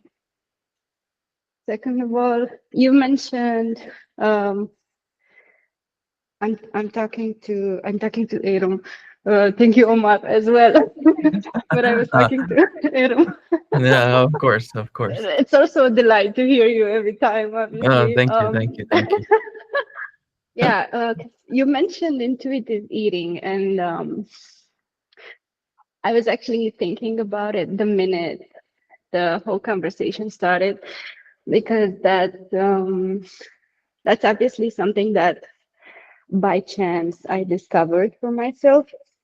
But I was thinking, when it comes to intuitive eating, I think it's very interesting to give as example how our diet changes according to the menstrual cycle for women, and for the full 4 phases of the menstrual cycle, and how much our needs change according to that, and how different kinds of food can actually help us go every month and live a healthier lifestyle. And it's just so fascinating to me how in a specific time of the month our body needs more protein, or we need more, I don't know, vegetables. I mean, obviously vegetables are a blessing and everything, but more so than in other periods of the cycle. And it's really interesting, and the only way I got into that was through intuitive eating. That's beautiful. Alhamdulillah. You consciously knew. Your body knows, you know. And so you know, when we talked about the humors and how humors are the byproduct of the food that we eat, it breaks down into these 4 humors. The main humor, so when the food breaks down, the most nutritious of the value that the food has that you have consumed, it will turn into blood humor. And then that blood humor, so that's different than blood humor will be carried by the blood into your heart, and then it'll disseminate to the organs and through the circulatory system and everything. So your body, alhamdulillah, like when a woman is pregnant, right, the food that she eats, the most nutritious of the food that she consumes will go to the baby, because that is the most important thing. And that's how your body knows to give you what you really need. And especially during the hormonal cycle, now more modern research in the Western world is talking about a lot of the seeds. So we've been taught in our Hikmah courses that eating seeds are very important. So like sesame seed, and we already know about black seed and pumpkin seeds and sunflower seeds and flax seed and stuff. So like you eat them, and then the Western medicine is talking about eating them at a different phase of the menstrual cycle. But what I have been taught is just having seeds in general are really good for the ovaries and for the sperm count, like for men and for women, for their reproductive system.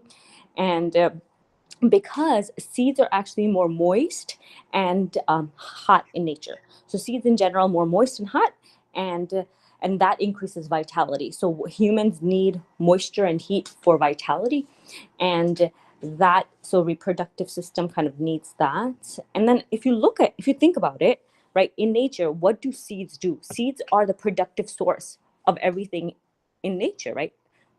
For the vegetations and everything like that. And so same thing, if we are consuming the source of fertilization into our body, that's going to help increase our fertility and like help it and balance it.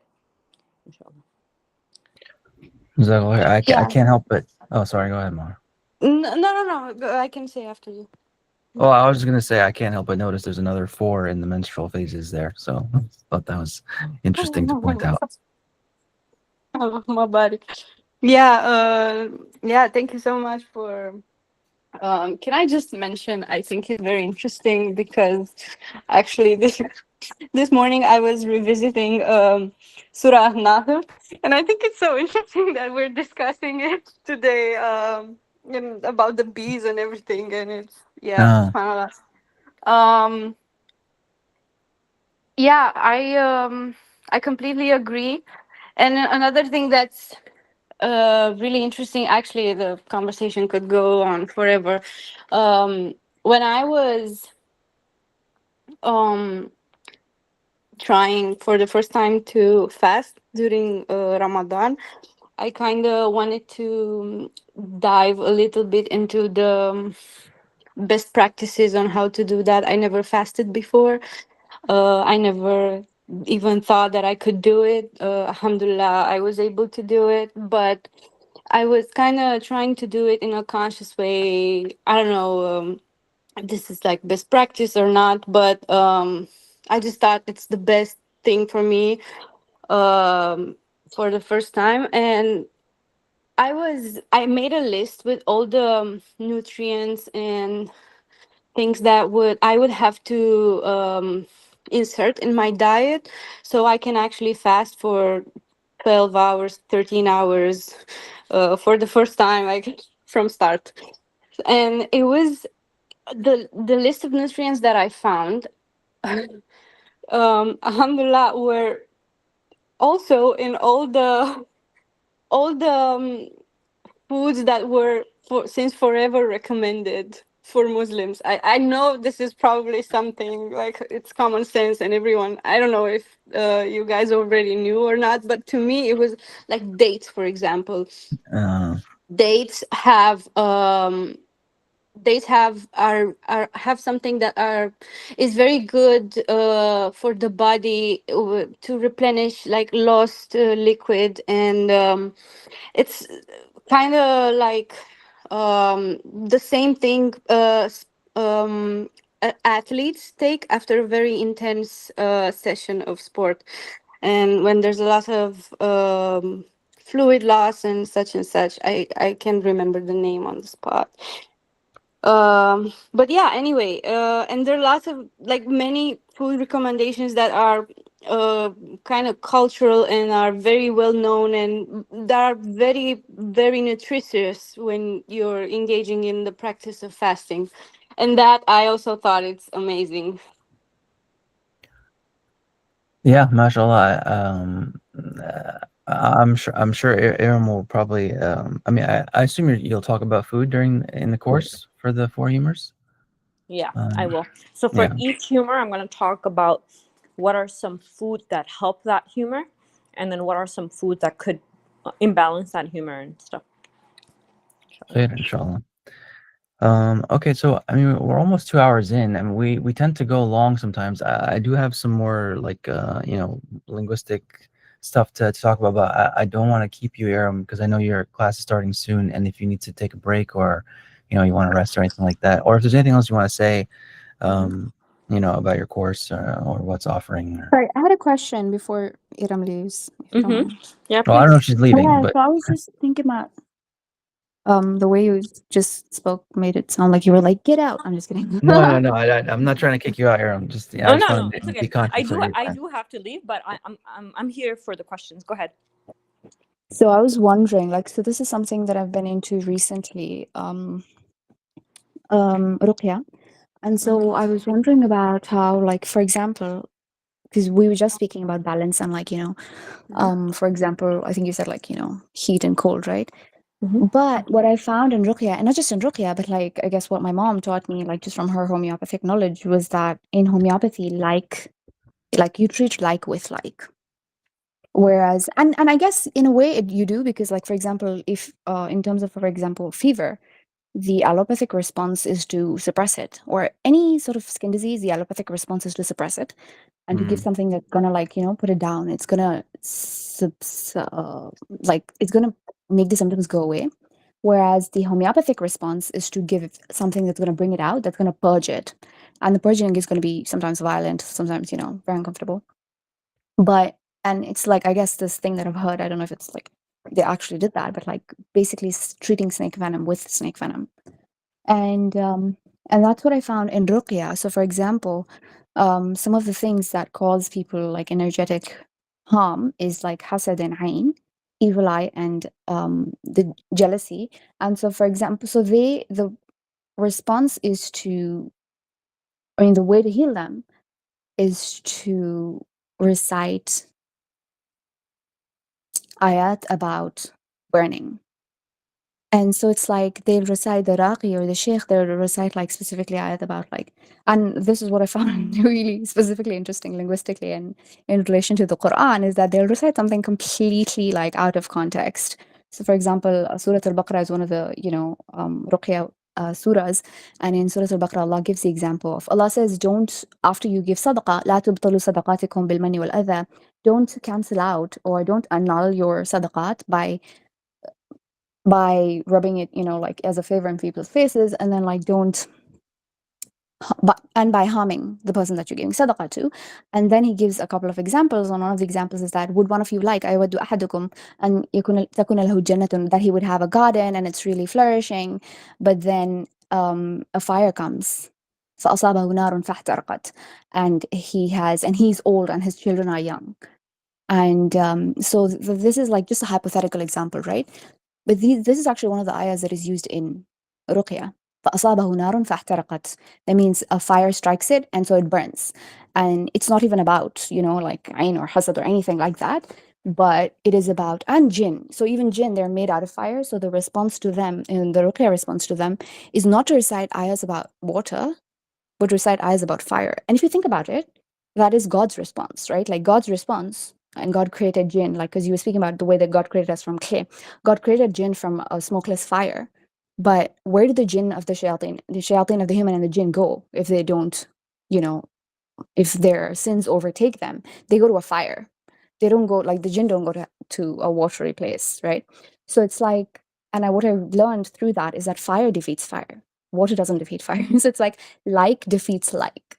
And so I've been thinking about that in terms of like just this whole thing about humors, and I don't know, maybe sometimes this is just like a random thought that I had. Maybe, I don't know if you said Omar was cold or whatever he was, but anyway, if anyone, right? Like anyone who's maybe someone maybe someone who's like, I don't know, ADHD or like really excitable, maybe they don't need to calm down. Maybe they need to be more extreme. Like maybe that's how it balances everything out in the universe. Like if I'm just thinking about it, I'm like, why does everyone need to be like balanced, and like in the sense of like, oh, everyone needs to be, you know, like I'm imagining like whatever it is, then when you not that I actually do it, I don't even know where this image came from, but when people it's like when you're changing, you know, the controls, like bass, stuff like that on audio, but you don't need to like balance everything out. Something needs to be up, something needs to be low, right? So I'm just thinking, yeah, I don't know, it's just a bit of random thoughts, but like my specific question is like, what about like defeating like versus like defeating its opposite?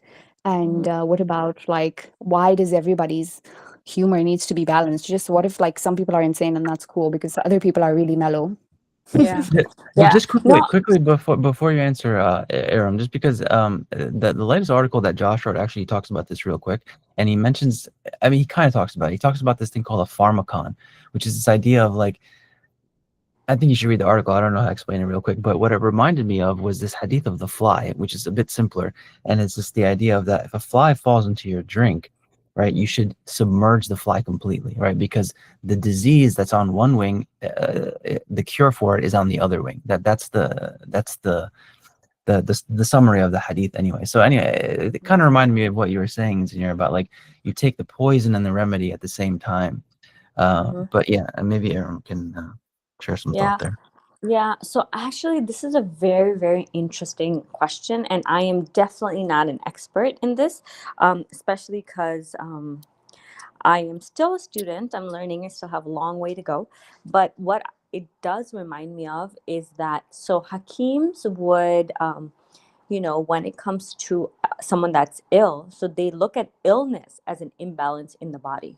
So if someone is ill, so that doesn't mean that they are too hyper or something. It could be manifesting in that way, but if someone is a sanguine temperament, they know that they will have more energy than someone who's a phlegmatic temperament. So that's the intuitive knowledge that Hakims and general people should actually have, that that person's not ADHD, he's just a sanguine. Like if you don't have to obviously categorize them that way, but then somebody that has this knowledge would just know that that person's presenting who they are, right? But if that person becomes off balance, like too extreme in their temperament, then they would give them like herbal remedies or like nutritional ways or other lifestyle factors to help them get more balance, so then they are more aligned with their specific temperament.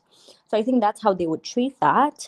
But I don't know about like versus like. And then there is though a healing crisis, like you said, that in homeopathy they treat, if you have a fever, they give you fever stimulating medicine and everything, so they come like purges out. So that is a concept in Unani ṭibb also. And then the disease manifests a lot, so then it shows up as like a healing crisis, and then you have to like tone it down and stuff like that. But that's in terms of like giving actual herbs and medications, which are herbs and combinations of herbs.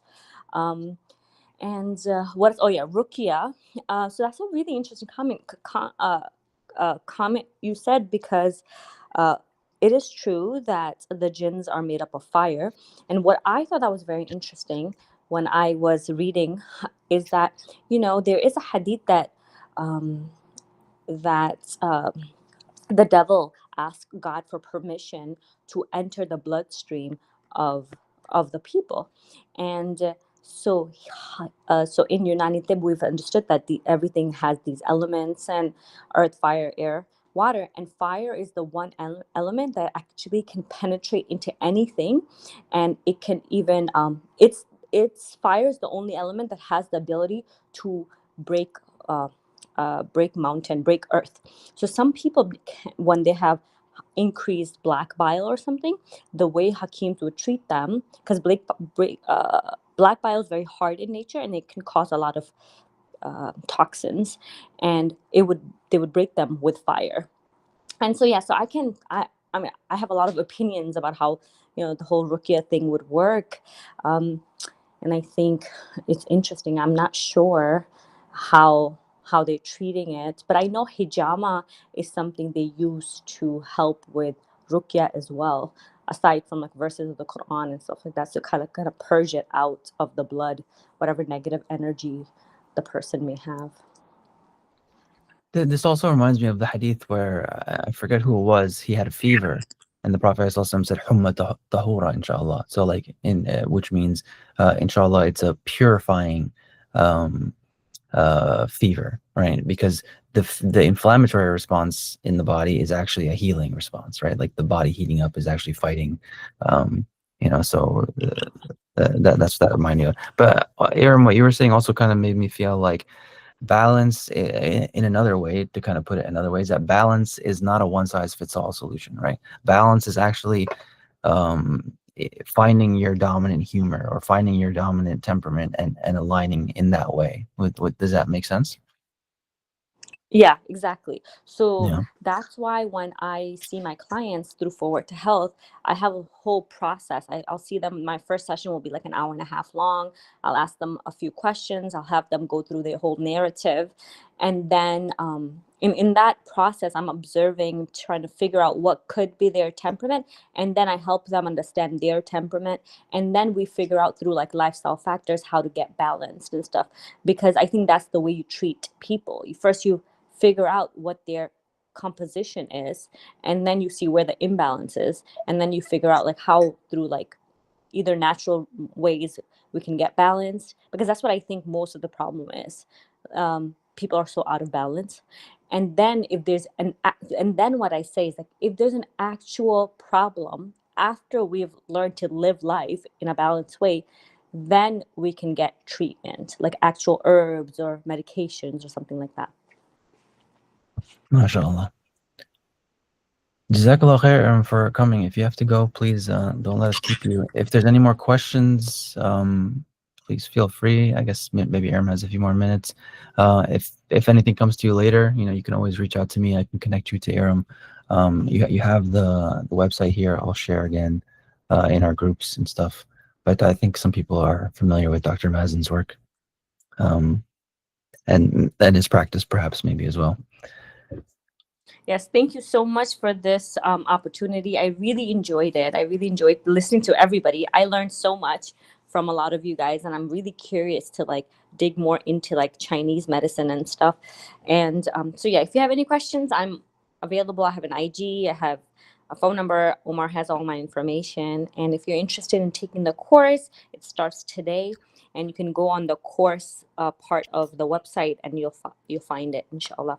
Thank you so much. I hope you all have a wonderful day and hope to hear from you all soon. Assalamu alaikum. Thank you again, Erum. Jazakallah khair. That was fun. Inshallah, we'll get her on again at some point. I only have a couple of more thoughts on the root. I don't know if anybody else has any burning ideas that they want to release. Actually, I wanted to add something. I usually love to hear everyone, and I just want to start with like how this session is so different, and I love that. Like we usually start with the abstract. We start from the language, and then we take the conversation with the different meanings, different shades of meanings, and the different dimensions of the root. And today we exactly did the opposite. We started from the very detailed, oriented perspective.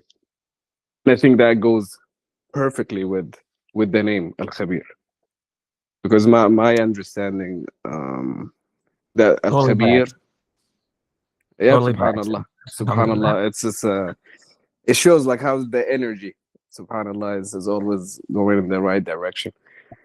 And because with Al-Khabīr versus Al-ʿAlīm, Al-ʿAlīm is the knower of everything. Allah is the source of knowledge itself. And when it comes to knowledge, it's the vast meaning of knowing everything. And that's you can start from, that can be at an abstract level, everything, right? But in the same time, it's about if we create like a center point, and we have like a spectrum with the two ends, Al-ʿAlīm and Al-Khabīr. Al-ʿAlīm, it's about the zahir of things, like knowing things in a way that it's apparent. It's more apparent and can be easily examined. Al-Khabīr is about knowing the secrets behind things. Yes. So the Khabīr is knowing the secret behind things, and that's not something that easily attainable, right? So with Al-Khabīr, and that's why like Al-Latīf Al-Khabīr, and there's another combination which is Al-Khabīr Al-Hakim in the Qur'an.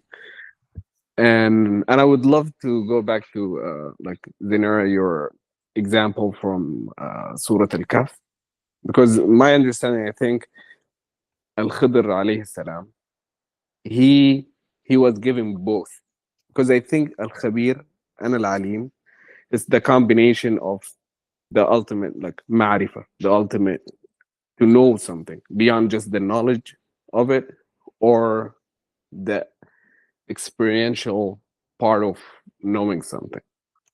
So even in the ayah in Surah Al-Kahf, فوجد عبدا من عبادنا آتيناه رحمة من عندنا وَعَلَّمْنَاهُ مِن لَدُنَّا عِلْمًا.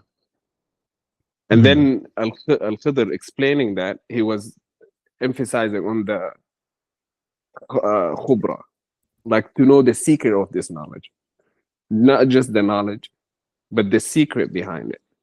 And the details that is embedded within that knowledge. And Allah described it as rahmah. That combination between the khibra and the ilm is rahmah. Because it's like a complete understanding of something.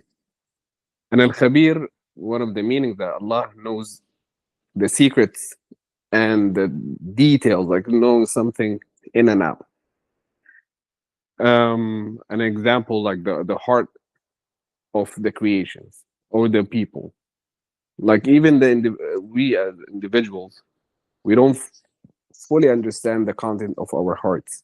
That's why we need to purify it and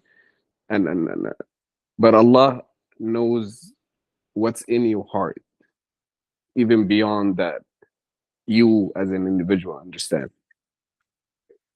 So just to tie that back to the concept itself with Al-Khabīr and Al-ʿAlīm, what we because for me as a person that went through medical school, orthopedic surgery training, practice medicine, and then hit that wall that this medical system is wrecked and it's not serving people the right way, but in the same time it's very necessary.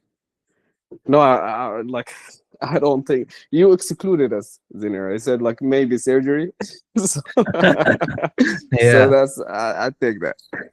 But at the same time, my approach for like facing that reality, which hit me like a wall, that I'm not really serving my patients the best way, and try to understand what's like the hikmah behind treating someone or being a mean for shifa. And so my approach was very different.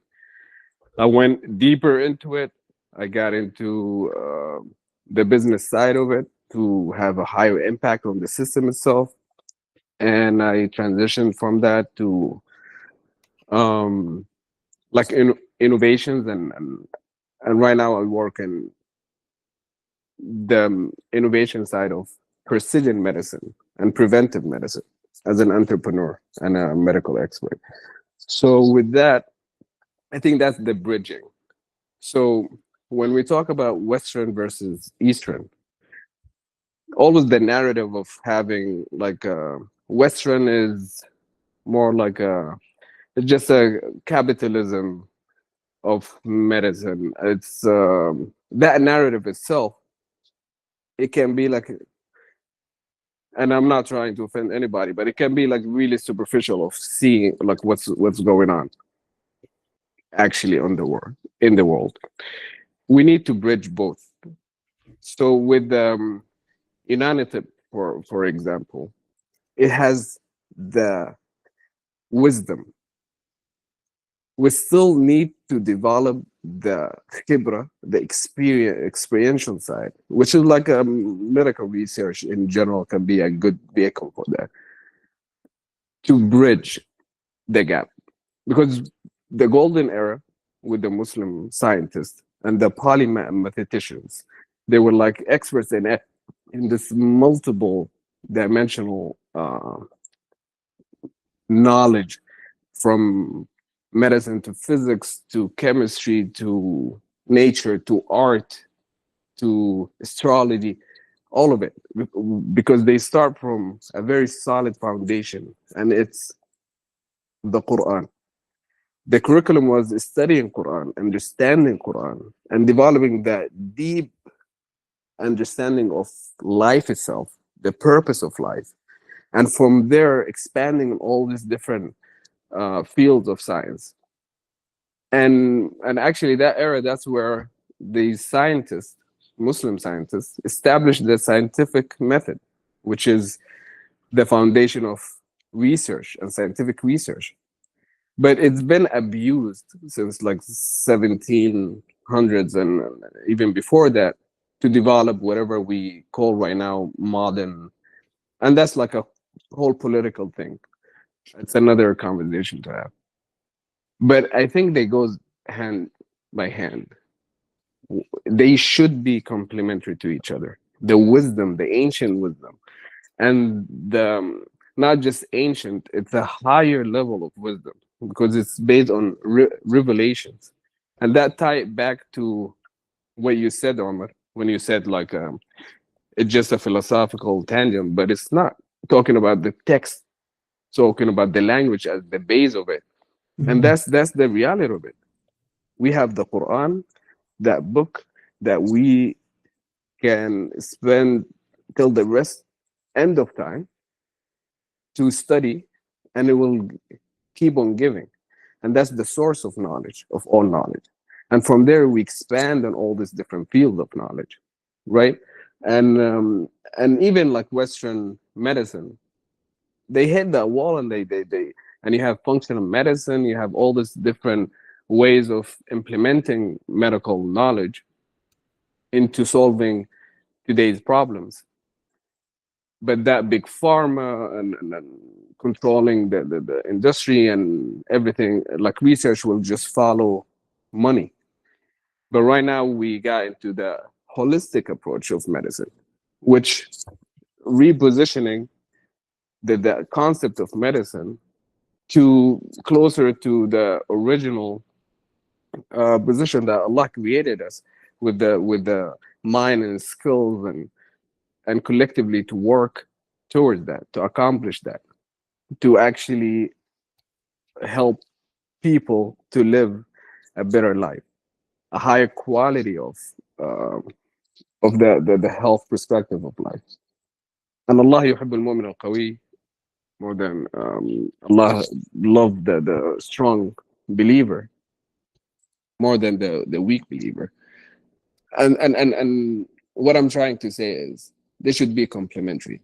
We should have more solutions in a way that we can drive research, resources, money to do all these research projects on the knowledge that Prophet ﷺ passed on by his perfect life, and the ultimate understanding of human beings and building civilizations.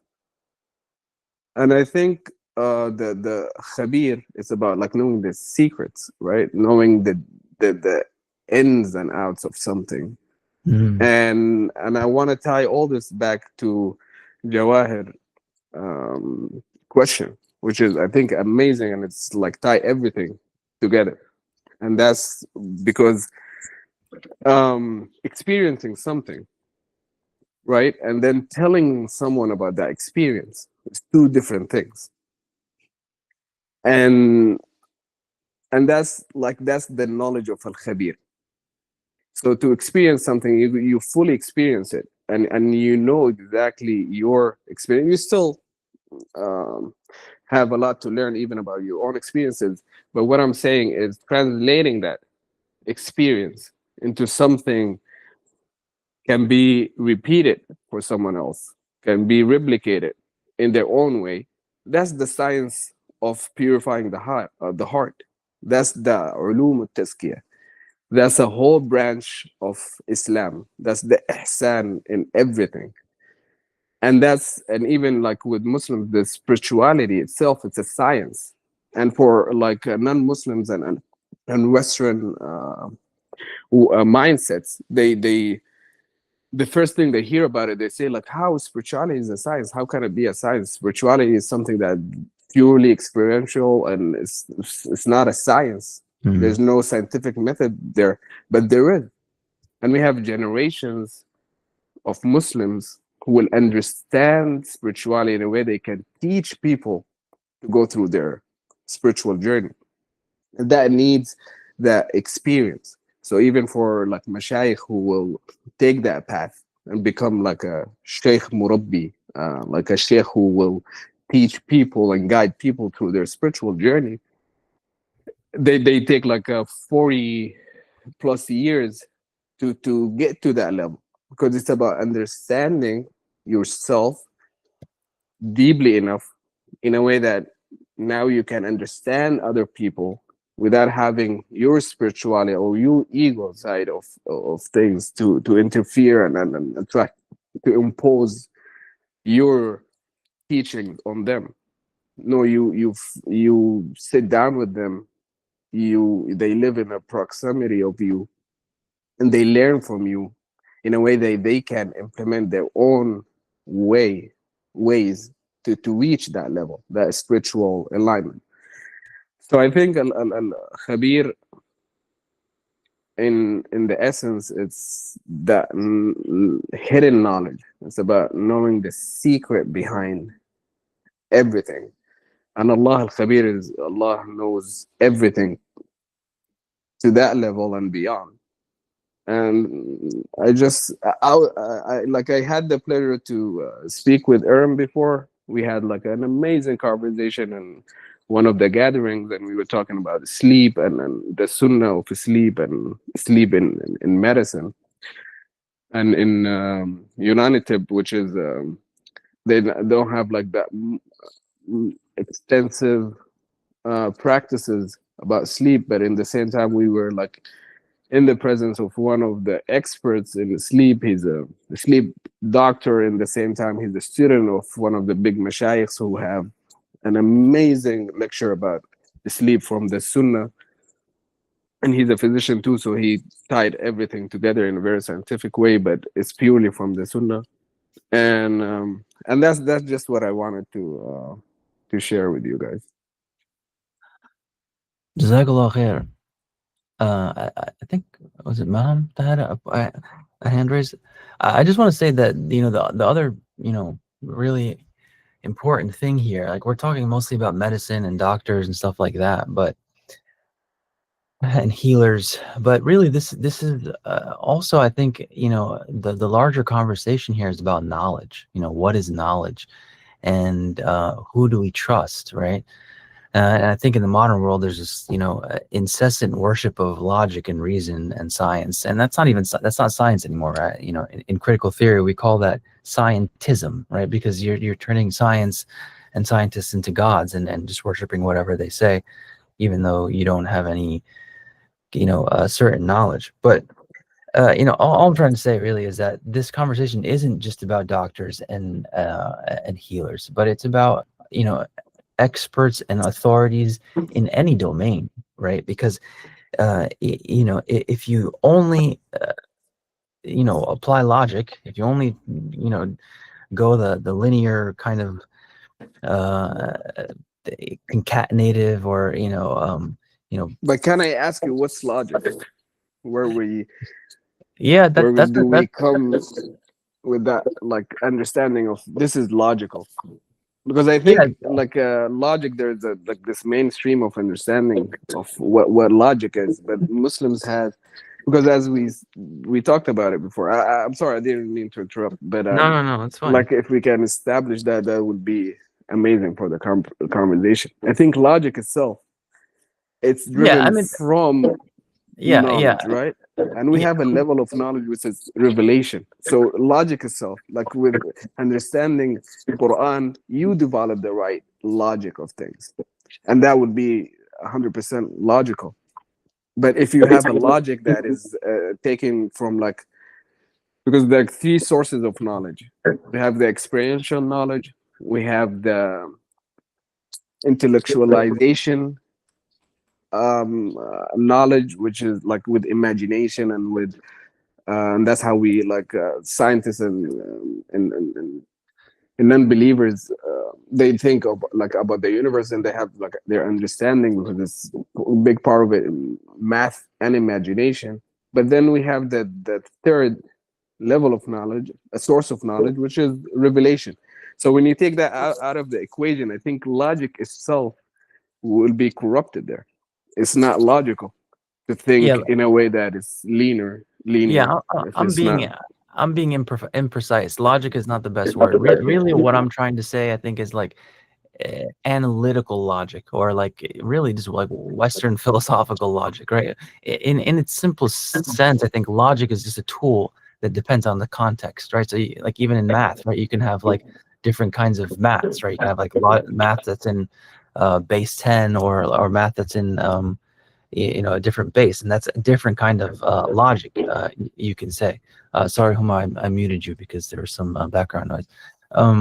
But the point I wanted to make really was more about how, like, I think this conversation is especially important now because we live in a world that's so there's so much subterfuge, there's so much deception and corruption, right? And there's so much like there's so much posturing, is the word that I think best describes it, right? So many so-called experts, right? And you see this everywhere. I'm sure you can't go on social media without seeing tons of ads for, like, healers or coaches of some sort. And I don't think this is a bad thing necessarily, right? The Prophet ﷺ said, "Kullukum ra'in," right? Each of you is a shepherd, and every one of you has their own flock. Every one of you has their own following, and everyone has their own unique perspective and their own, contribution that they can make to society. But I think when we live in a world where there's so much deception and corruption, like this kind of conversation about what really is knowledge, who really are, who really has our best interests in mind, which authorities actually have the best interests in mind. That's an extremely important conversation to have in this day and age. And I say it kind of jokingly a lot of the times, but in a lot of ways, the Lisān Lab, this project, a lot of my passion and research is anti-establishment, is anti-intellectual or anti-academic even. Why? Because a lot of these terms or these words or these domains that I'm using haven't really served us, or their service to us has reached like a limiting point, I think, and it's also gotten to the point where a lot of those domains are deceiving us and not even just deceiving us, but like they're just kind of stuck in like a hamster wheel, right? Like this is how especially in a lot of academic institutions, right? Especially like in physics, for example, like some a lot of research is just continue just because they need the funding, they need the jobs, right? It doesn't benefit humanity in any way. A lot of the research in physics, physicists know is a dead end. We're not going to figure this out, but the papers still keep getting published, and the hamster wheel keeps turning. Why? Because we don't want to shake the status quo, right? We want things that we like. There are powers that be that want to keep things as they are. It doesn't benefit the people who have the most power and the most money and the most influence. It doesn't benefit them that we become informed. It doesn't benefit them that we have any khibra, right? That we have, that we learn of the universe and of healing and the mind and the heart, and these kinds of things. So that's my little guerrilla radio TED talk. 100% agree with you. Yeah. So we're not rebels without I'm not a rebel without a cause. This is an act of evolution. In a way. My favorite Sheikh Shara, he would say, the afat al-tha'ir, the blight of the revolutionary is that he just wants to stay a revolutionary. He just wants to make noise, right? He just wants to be a rebel. He doesn't want to actually like build something and change something. And that's a separate conversation, but there's a method to the madness, is all I want to say, I think. And that's why it's very necessary right now to actually develop all this khibra, like to be khabir in things, because it goes beyond like the problem. It goes so deep, like even with nutrition right now. It's the quality of nutrients itself. Like we live in a world like it used to be easier centuries ago, because you eat from the land you live in. You eat things that grow in a certain season. You develop all these different ways to preserve food, so you can eat it in a different season or beyond the time that it naturally grows. And Yeah. And well, all we're that mention- it's been altered, right, with industrialization. So even the quality of food, but we're getting back there. We need a Slowly. lot of research, Slowly. in all the across the board to actually get to, and like to know exactly how to develop the highest quality of things. Not and industrialization ruined everything. And that's why even with medicine, with healing, with the concept of well-being, it's not an easy fix. So that's why we need the collective work. And I think excluding any part would not serve that mission well. And for me personally, that's why, like, even in my journey, I stopped practicing and I'm focused on the business side of things, because I see that's where I can have an impact. And I think with technology advancement right now and AI, we will have like a better ways to allocate resources in a way that it will not make the Inshallah. like the highest friction with the capitalism, like that's already been established. And is, as a rebel, you want to pick your fights, you want to have impact. You don't just want to like be anti everything, right? I think So that I think it's yeah, I think the name of the game now, both in business, in the material world, and in the immaterial spiritual world, is oh, I just lost my train of thought. Okay, maybe it'll come back to me. But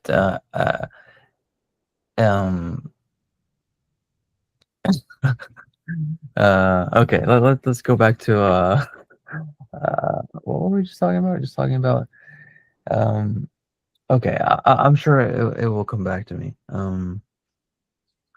Can I have a But suggestion? Like after, if anyone want to say something, but if we can see the like Al-Khabīr in the Qur'an, the combination with the other names, I think that will would be great.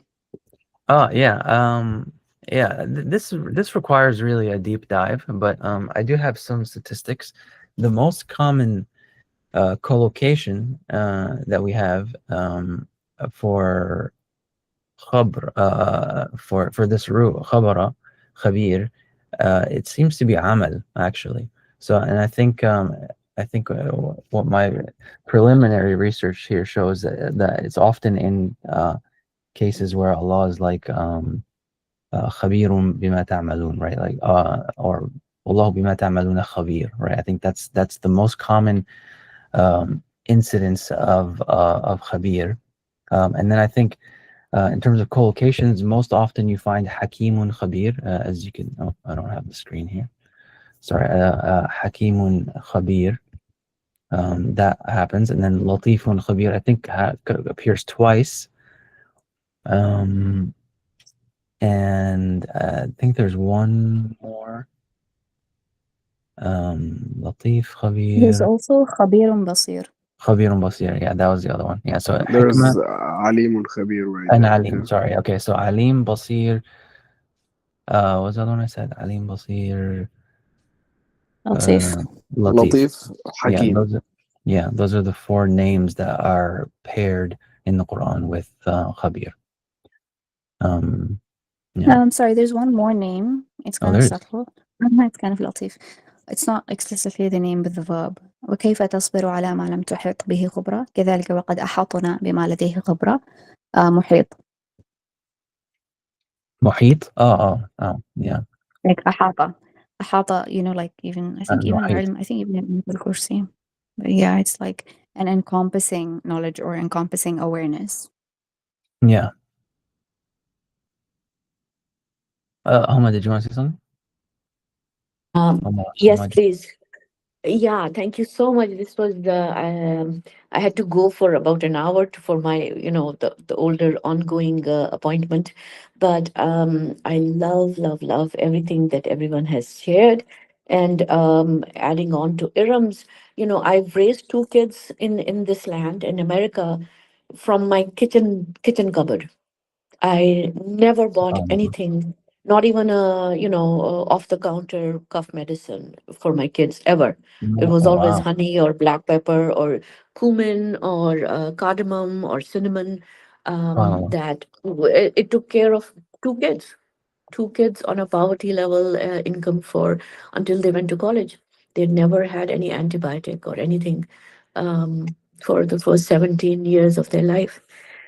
But MashaAllah. this mantak, this logic, I think that was a very interesting tangent, or maybe even root in some ways, where the I know of that, we know of that book Fariduddin Attar's Mantiqul Tayr, or which is usually translated as Conference of the Birds. It is sometimes also translated as the language of the birds. So to me, growing up in Pakistan, mantiq was actually logic. Mantiq was used for mathematical logic. And so to see it being translated as language or conference was a little mind-boggling at first. But as I learned about cognition and computer science and all, it feels that the language really is the undergirding. It's the foundation of arithmetic, of mathematical logic in itself, and vice versa in some ways. So it's very lovely to have this, whether it's a serendipitous coincidence or whether there is other deeper truth behind it, how logic equals language and equals even conference, like getting together to decide how we want to proceed, how we want to be the way we are doing right now, right? So this could be multiple, I don't know, silene, the people who are asking, seeking help. And so that was the logic thing. And, exactly, there's so many, there could be different logics. There's Boolean logic, and there's, various kinds of logic. And yet it has to be consistent, and it has to be complete for it to be considered logic in any way. And in that way, spiritual, whether it's Sufism or any Muslim theological framework, they are actually very logical. So is Quran. Quran is like, um, even in our, the kind of mathematical logical way, it is extremely logic. And when it goes beyond logic, it declares it. It declares it like, or goes beyond rationality, beyond the limitations of rationality. It's not that it's being irrational, but it's going beyond the dichotomy of rationality and irrationality. It's in another higher realm. So even when the Quran, for example, in Surah Rahman, Allah challenges both the jinns and human beings that you will not be able to transgress through all the realms of the creation of the universe unless you have my sultan, unless I give you authority to do that. And to me, it was like it just sank into my heart, because my stupid logical brain would have thought like, oh well, that doesn't, if that exception had not been declared by Allah right there, I, the one who's trained in maths originally, would have thought, oh well, but he did allow our Prophet Muhammad sallallahu alaihi wasallam to come and see him during Miraj. So he did transgress the realms of time and space into a place where even Archangel Jibrail did not have entry. But Allah makes that exception right there, and He doesn't even declare that it's only for the Prophet Muhammad, right?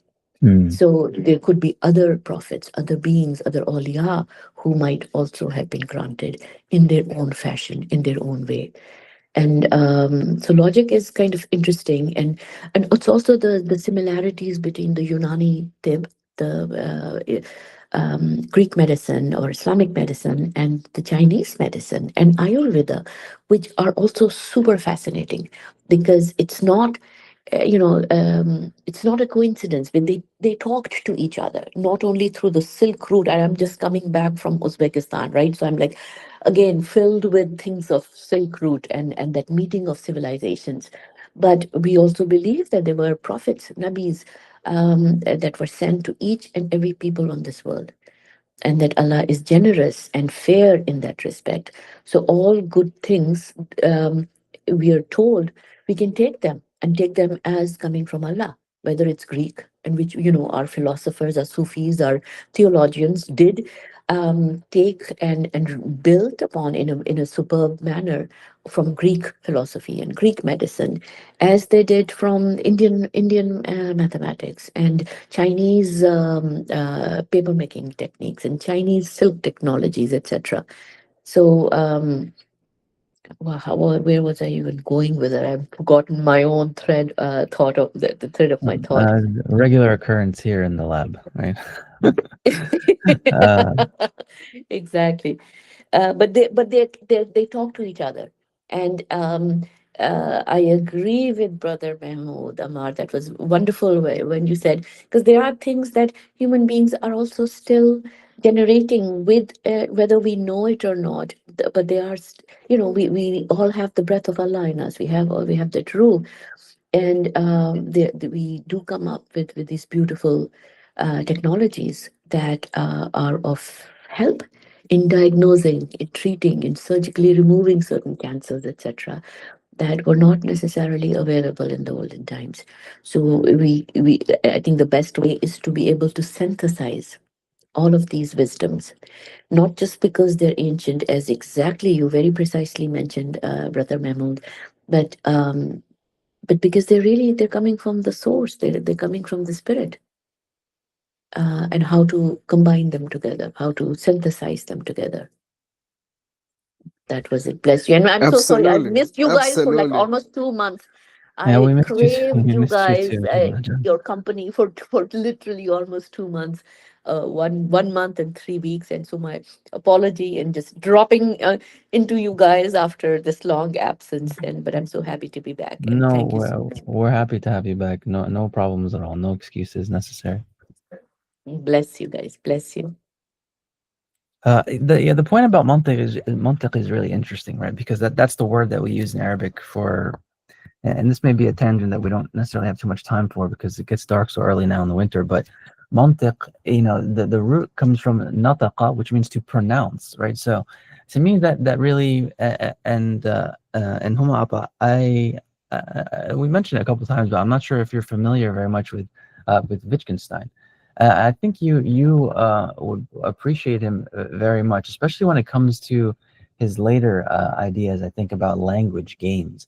And to me, the idea of mantiq as being related to pronunciation really kind of validates or lends to the idea that I was trying to say before, whereas that like logic is a tool that's specific to a context, right? Like just like the idea that I've kind of said many times, that meaning does not exist without context, generally speaking. We could talk about essentialism and essential meanings that everything starts off from, but generally we need context to make sense of anything, and logic is no exception there. Yeah, I think we're all saying kind of the same thing about like holism and not sticking to one trajectory, right? That's kind of logic in a lot of ways is like magic. Yes. It's like magic. That's a great one. Yeah, it comes. I mean, You drop these little bombs on us, Omar, every now and then. This is one of those. Logic is like magic. I love that. But there's you know, no the other thing was etymological also relation. no, exactly. But the other thing was also like khabar, news, information we think of as superficial, and yet that is the context.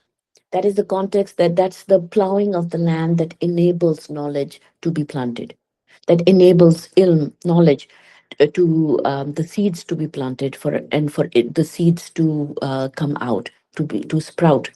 The plows have to be there. So in our world, it's the context, the news we receive. That's why people, the context of, say, because I grew up in Pakistan, so the context of ṭibb Unani, Islamic medicine, was very much ever present. That was the plowing of the land that I brought with me. And I went to China for college. So, exposure to the Chinese traditional medicine was very easily planted in the furrows that were already in the mind, in the land of my mind. And then coming here, raising kids, not wanting to deal with big pharma and the side effects, it was natural for me because the context was there. So all of that news, the khabar, even when it sounds superficial, it actually is the context. It's day in and day out. We are receiving those informations that make certain forms of knowledge available to us or to sprout from us much more easily than if that those plowing the furrows in the land were not there. Or the lubrication of the bread wasn't there. It goes down easily because of that priming. The context is our priming to receive, to see certain things, to behold certain things. If the priming isn't there, we easily skip. We can not observe certain things. I don't know whether I'm making sense here.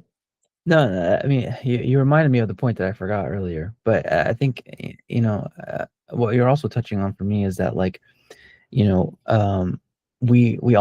don't just need khibra, right? Because I think that's also kind of the problem with modern medicine, right? Is that because they have very deep khibra, right? They have very deep expertise and knowledge, or at least information, I'll say, of the body, of medicine and stuff like that. But they don't. We can say maybe now they don't actually have knowledge, right? So this is a point that I love to stress often, the difference between information and knowledge, right? Because information is disconnected, right? Like, it might be connected in a specific context, right? Like maybe you went to medical school and you were stuck in in a specific domain, and that knowledge is connected. But real knowledge, real ilm, right, is about connecting things, right? Connecting things together, and that's really the point of holism, right? Is that like getting to the root, right? And that's kind of what we're always trying to do, right? Whether it's within linguistics, whether it's within our faith and our hearts and minds and bodies, is getting to the root. So that reminded me of the point I was trying to make before about business and spirituality, and this is a bit maybe of a stretch, but I think the key really is, especially in the modern world, with like good business and good practice, good life, and good living a good practice, living a good life.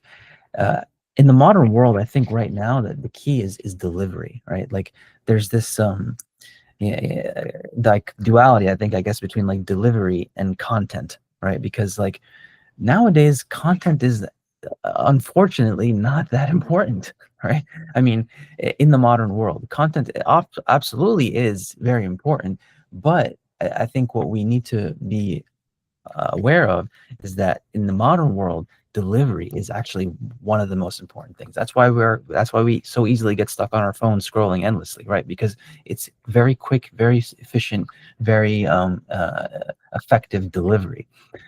So I think that's the key to Muslims, as Ammar was saying, doing research into these things, explaining how faith can be a science. All of these things are about delivery, right? In the modern world, it's like, how do we have the content, we have the information, we have the wisdom, how do we get it to the people that need it most?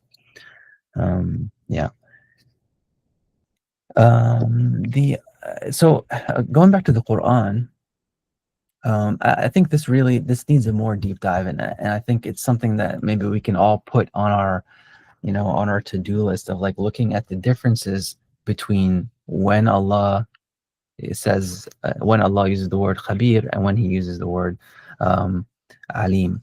I think the general pattern that we'll come across is that when Allah is talking about specific things, like detailed things, and I'm sorry I don't have a good example here. I'll try to find one and share it later.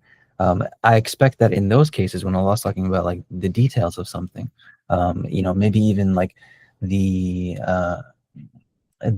like the inner feeling, what somebody's feeling on the inside that nobody is aware of. There, in those situations, I think we might come across Khabīr more often, and then in more general cases, I expect that we come across Alim, more often. But I think that's that's a great practice, maybe to to kind of explore in our own study. Can And I add something on that? of course.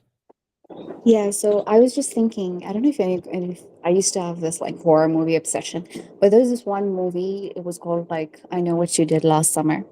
And it's Yeah, basically like, yeah, so it's like, isn't I that a was comic? thinking, this is what's coming? No, I thought it was a. It's a horror movie. Oh, okay. No, I'm imagining something else. I Sorry. don't actually remember what happens. I had to like look up the synopsis, but wait, I'm just gonna say it for people who don't know, including myself. Four high school teenagers try to cover up a hit and run case.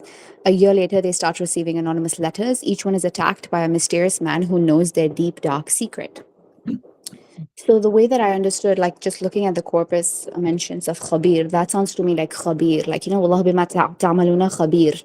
And it's a warning, right? So it's not like, oh, I know, but it's like, I know what you did in that sense. And it's like, also, there's no getting away, like, yeah, like in the movie, they can get away from the person, but we can't get away from God, right? Like we say, La ملجأ ولا منجأ منك إلا إليك. Like there's no place to get away from except to you. So I think in that sense, Khabīr is a very Jalali name, because it's Yeah. like, I know everything that you do, I know. And I know it very precisely, right? Like even Latif al-Khabīr is probably even more Jalali name, being like, I know the precision of what you did. I know the exactness of what you did. And I have like the ability to take you to account for that. And of course, when this comes in the context of like sexual propriety, when Allah is talking about tell the believing men to lower their gaze, يغضوا من أبصارهم, right? الله خبير بما يصنعون. Allah is khabir of what they are manufacturing, almost like it's like, and when we spoke about basir, I said this, like, it's like what happens between the gaze versus like doing an actual sin that is led to from that gaze. That's yasna, right? Like that's construction. And so Allah is saying, I'm aware of every single step of what you did from like, not lowering the gaze to any sin that leads to. So in that sense, I think we need to know that it's a very, very Jalali name, and there's no getting away from it, right? Because it's, again, when it goes back to أحاط به, right? ما لم تحط به خبرة. You don't have, it's like muhit, right? It's like encompassing. Like Allah's knowledge is encompassing. It envelopes us. There's no outside of it. Like, just like there's no outside of the rahim, of the womb of Allah, there's no outside of the ilm and the khabar of Allah as well, which is terrifying. It's like, subhanAllah, like, yeah, so that's really scary. But And the other comforting thing that I too, was, a little bit. But subhanallah, it can yeah, be Jamali and Jalali. Yeah. yeah, Like of course, but it I'm is saying like, Jalali, and of course, yeah, because sometimes it's, for example, he says, وسبح بحمده وكفى به بذنوب عباده خبيرا. So it's like very yes. specific, like, like the sins that you did, I'm specifically aware of those sins.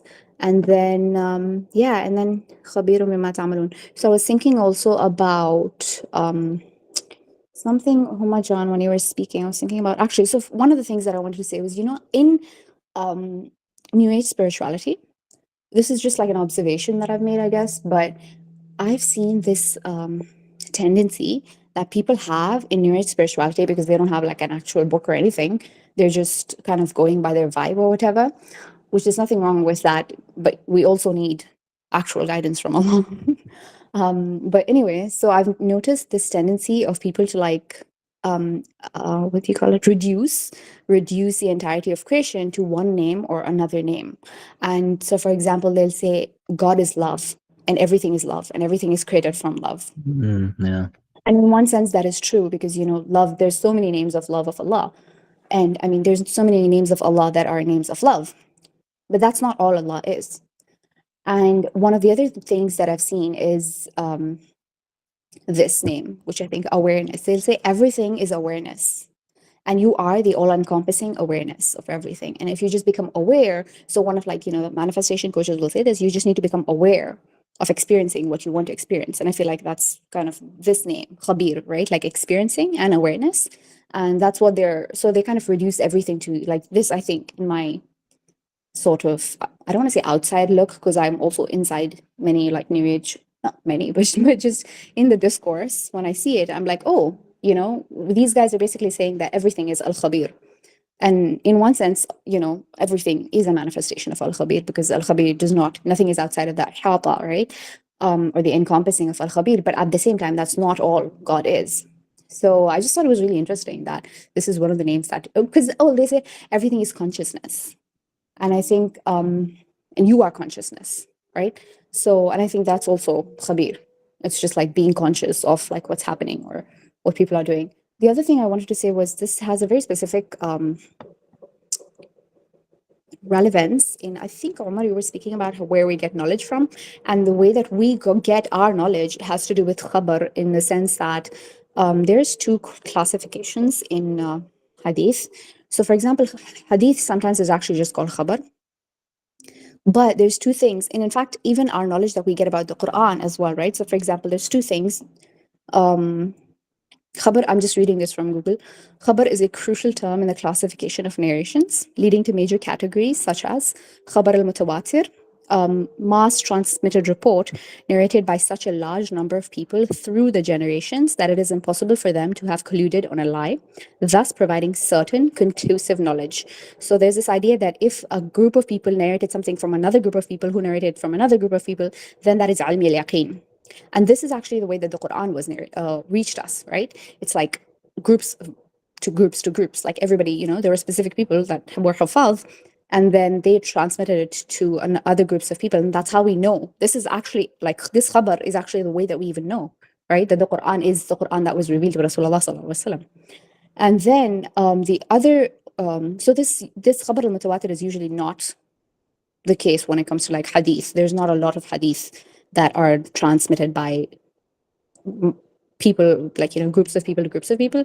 But in the case of hadith from Rasulullah sallallahu alaihi wasallam, it's usually the other category, which is khabar al-wahid or ahad, which is a solitary report that does not meet the strict criteria of mutawatir transmission. It is transmitted by one or a few narrators at any point in the chain, and it is subject to rigorous analysis to determine its authenticity and reliability.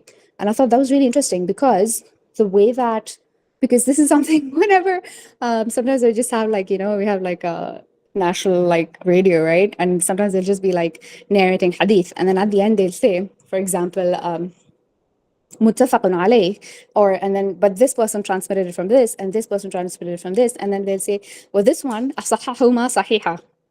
And I was like, what? So it's like, you know, which literally it means like one of them is more, this one is correcter in its correctness. And I'm like, okay. So then like, it didn't make sense to me, because obviously, I mean, I still don't know exactly what it means, but it's like this idea that there are degrees of authenticity within hadith. Like, we don't know, you know, obviously with Sahih hadith, like they're basically, I think many of them are like very rigorous. And again, even within the hadith, sorry, isnad, and they'll be like, you know, khabbara fulana an fulan, right? Like this person reported to this person, and everything means something specific. But Islam, the way that we received it, is built on khabar. The sources are built on khabar. Like we don't have sources that are, you know, like outside of khabar, you know, like except in terms of Qur'an and hadith. They're both from khabar. They're from like, Qur'an is from khabar mutawatir, and hadith is from khabar. So the other thing I was thinking about is there's this one ayah that I found in the, what's it called? Okay. In the corpus, الذي خلق السماوات والأرض وما بينهما في 6 أيام ثم استوى على العرش الرحمن فاسأل به خبيرا. And I was looking at the translations, because I'm just like, what does it mean? So the Sahih translation, Sahih international translation is, he who created the heavens and the earth and what is between them in 6 days, and then established himself above the throne, Ar-Rahman, the most merciful. So ask about him, one well informed. And other people have translated as, ask anyone informed, anyone who is khabir concerning him. And then someone said, but some people understood fas'al bihi as refer to him as the final authority, him with a capital H, so that Allah himself is the Khabīr. He is Al-Khabīr. And then ask anybody informed of him. That's another understanding. But another person said, I think when I was just reading the tafsir in Arabic, where did I find it? I can't find it now. But basically, like someone said, Khabīr actually means Rasulullah sallallahu alaihi wasallam, that he's the one who is Khabīr, he's the one that's been given, like, khabar of of these things. So I was thinking that's interesting that that's also like it's one of the names of Rasulullah sallallahu alaihi wasallam. Oh, no, which ayah are you reading? فَاسْأَلْ بِهِ خَبِيرًا. Can't find it. One second. It's 25:59, Furqan, Surah Al-Furqan 59. Oh, okay. I don't see it, but weird. Oh, maybe it's here. Oh, yeah, there we go. Is that all you? Yeah, I think I'm done. Oh, okay. Yeah, I mean, like I said, I think we can there's a deep dive into the difference between Alim and Khabīr in the Quran would be fruitful for anybody, I think. But I think Zanir mentioned like Latif and Khabīr, which is like, maybe double the intimacy or double the detail or double the level of secret and stuff like that. And the couple of ayahs where I think there's 3 ayahs where this appears, the language of them really kind of lends to that. Right here you have the one that you mentioned Zanir earlier, لا تدركه الأبصار وهو يدرك الأبصار وهو اللطيف الخبير. Vision perceives him not, but he perceives all vision. And in that case, Allah refers to himself as Latif and Khabīr. The other one I saw is also very, this one right here, was, where is it? Is it this one? واذكر ما يتلى في, no, this is not it. Oh yeah, that is. واذكر ما يتلى في التابوت. واذكرنا. Oh, sorry. What am I reading? واذكرنا ما يتلى في بيوتكن من آيات الله والله والحكمة. واذكرنا ما يتلى من آيات الله والحكمة. جزاك الله خير. No, this is not the ayah that I was looking for, but that's I didn't see that one before. Like one of my favorite ayat is there is a Latif al-Khabīr too. Yeah, I mean, I guess there's 4 of them. I guess I missed this one. So this one here, he's talking about, the houses, right? So in each case, right, Allah's talking about something that's very detailed. So like within your own houses, and then Allah mentions himself as. Can I just clarify something? This ayah is very specific to a very specific context. It's no longer relevant. وَذْكُرْنَا is a feminine plural. It's for Ummahat al-Mu'mineen. It's for the wives of the Rasulullah sallallahu alaihi wasallam that you guys should recite. But yeah, I mean, obviously everyone should. But that ayah and the ayah before that are specifically for Rasulullah sallallahu alaihi wasallam's wives. And he says like, yeah, Ahl al-Bayt, I want to purify you and all that. Yeah, but my point is that like it's talking about something very specific, right? And then that's why you see Latif and Khabīr. And there was one more. I guess it's this one. ألا يعلم. I think there was one more besides this one. ألا يعلم من خلق وهو اللطيف الخبير.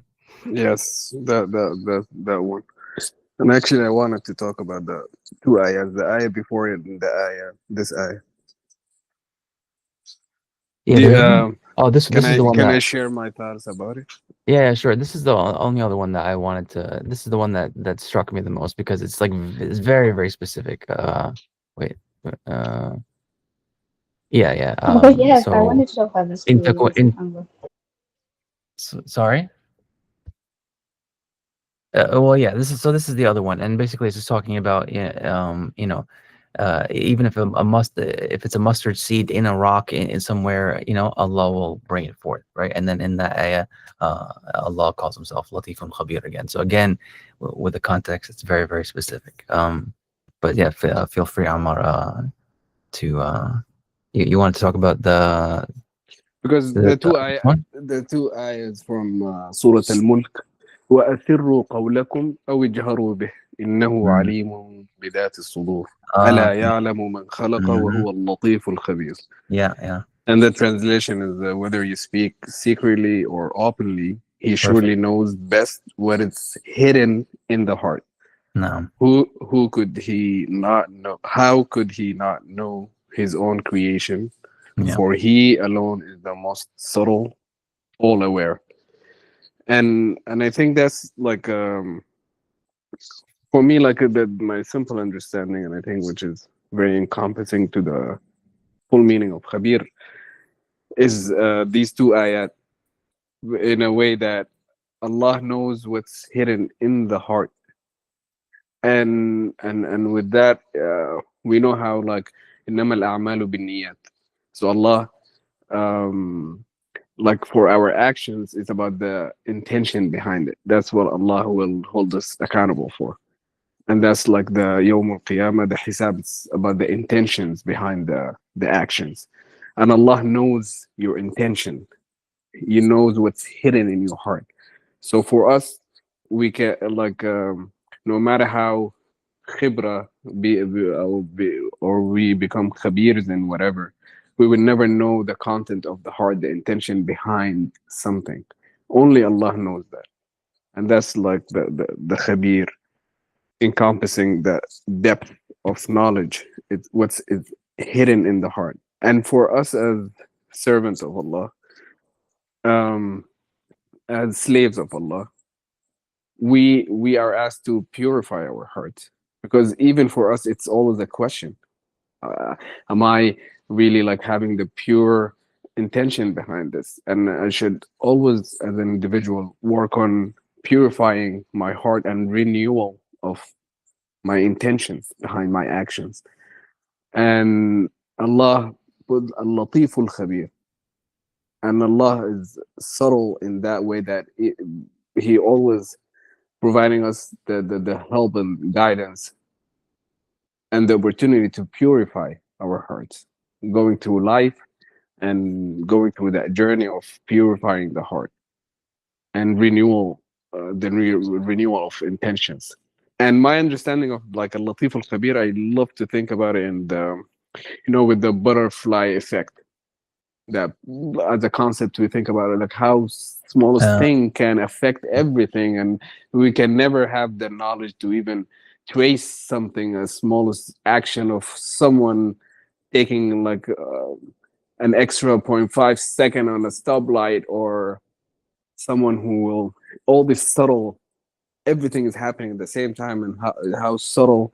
And Allah is al-Latif al-Khabir. In everything, Allah is still like engulf us and all creation with His mercy, in a way that all the subtle changes and interactions, Allah is the Al-Latif al-Khabir. Allah drives all of that towards our benefit. And then between these two concepts of like the intention behind things and how Allah knows the content of the heart beyond even us as creations, and the complexity of everything happening at the same time, I think that's the Latif al-Khabir. For me personally, that's when it's very like shine for me. That's beautiful, mashallah. Jazakallah khair. Humapa, please, feel free. With this beautiful meditation on Khabir and knowing the inside of the heart, it also occurred to me why earthly justice that human beings dole out to each other is never perfect. It cannot be perfect because we don't know the inside of heart. We don't know the intentions of all parties involved, or even our own. At times, right? We can know a little bit of our intentions, but we don't know the full depth of our intentions. But Allah does. And so in that sense, along with that Jalali aspect that Zinira Jani pointed out, it's also Jamal, because it gives us hope that such and such a thing which was, misinterpreted by others. But, you need someone to know, you need someone to witness you in what you perceive as your innocence. And it is reassuring to know that Allah knows. Even if no one else on this earth knows, Allah knows. And it Yeah. is supremely reassuring, right? That there's someone who knows, this loving, all-powerful, omnipotent creator knows what was in my heart. So, subhanallah, all this, the entanglement of the Jalal and Jamal in the same name, subhanallah for that. And he is closer to you than your jugular vein. SubhanAllah. Jazakallah khair for that. Real quick, I only have a couple more points. Maybe they'll take us on tangents, but let's see. So if you see here real quick, this is kind of interesting. The root khabā appears 52 times in the Qur'an. If we compare that to ilm, appears 854 times in the Qur'an in 14 derived forms, as opposed to khabā again, which only has 4 derived forms. So I thought that was interesting. The two other points that I had were a little tangential, as usual. At the end, usually I like to do either the anagrams or the partial roots. And this one, I didn't really even have to look it up, but khabā in Arabic usually means to hide. So I thought that was kind of interesting. That seems to be related there. Maham also mentioned khubz, right? Bread is khubz. And then we talked about khalaqa and khaliq and khallaq and khaliq in a previous, in a much earlier session. But one of the ideas that we talked about there was like texture again, right? And this idea of like something being worn out or something being smoothed over. That was one of the concrete origins that we found in that root for khalq, for creation, khallaq, creator. So khabbaba or khabā kind of seems to have that that sense for me as well. So does khubz, obviously bread. There's a few others here. Nothing really stands out. But the kha sound in general to me, I think somebody else mentioned it, Zinir, I think you called it a fricative, right? Or even the word fricative, I guess, begins with a is fa, is f a fricative? Yeah, f is a fricative too, right? Anyway, so kha, even in its sound, right? Like the kha sound is like, it's nuanced. It's like it seems, it even like, it's weird to call a sound like crumbly or like textured, but there's probably a more technical linguistic term for it. But it's not uniform, right? Like those sounds are uniform, whereas kha is not uniform. It kind of lends to that meaning a little bit too. The anagram is kind of interesting. Maybe not too interesting. I think I only recognize one, which is kharab. I think this is maybe you guys have this, and you guys say this dimag kharab, right? That's Urdu saying that I've learned quickly from my Urdu speaking friends, right? But so kharab means like destruction. So the anagrams are controversial, whatever it is. But I think the link probably is that because the kha has that like nuanced, textured sound, and we keep talking about like khibr as being like depth, secrets, nuanced knowledge, or really getting into the nooks and crannies. I think that's why kharab is related here, because kharab generally means ruin or destruction. And again, like I said, anagrams are always a stretch. They're always kind of out there a little bit. But I think the idea is that like true destruction, like to really be ruined. And I'm not sure if kharab is the most intense word. Maybe Ammar, you have a better idea of if there's a more intense word for like destruction and ruin. But kharab to me, it kind of has the implication of like, real ruin, real destruction. It comes from within, right? It comes from like from the depths of something. It's not superficial. So and I think kharab does appear in the Quran a few times to describe ruin. I don't know what other, off the top of my head, I can't think of any other synonyms. But damar, damar, like, but damar, yeah. kharab is more intense. Yeah, kharab seems more intense to me too, and I think that lends to the idea of like specificity and nuance and details and that kind of thing. But anyway, But there's also, what about bakht? Bakht? Bakht. The ba, kha, ra. Bakhr. Oh, yeah. Well, Another... that's interesting. Yeah, I forgot about bakhr. Bakhr is to steam, right? To like oh my god, bukhur, right? Yeah, bukhur. Yeah, like is driven from yeah, I think same. And even tabkhir, like steaming. Yeah, I forgot about that. Yeah. But bakhr, as like the root itself, it means like the I looked it up I think yesterday. It's like the bad smell of the mouth. They call it bakhr. Oh, interesting. Even like in it's medicine. right here. Yeah, abkharahu. Yeah, it says right here. Make him have stinking breath. Interesting. Yeah, but I think again, I don't know. To me, it still has a sense of like texture or like something. Yeah, I don't know. Anagrams always I have to think about it a lot. But actually, I just remembered I forgot something very quickly. I guess just the Proto-Semitic roots here. So they're kind of interesting. They're very old. So this root is approximately 6,000 years old or something like that. So well before Arabic, and one of the oldest. So these are all translated as associate here, but I think there's better. So some of them are like companion. And one of them, I think, I forget which language it is. I think maybe it's this. Are you sharing a screen? I know. Oh, I'm sorry.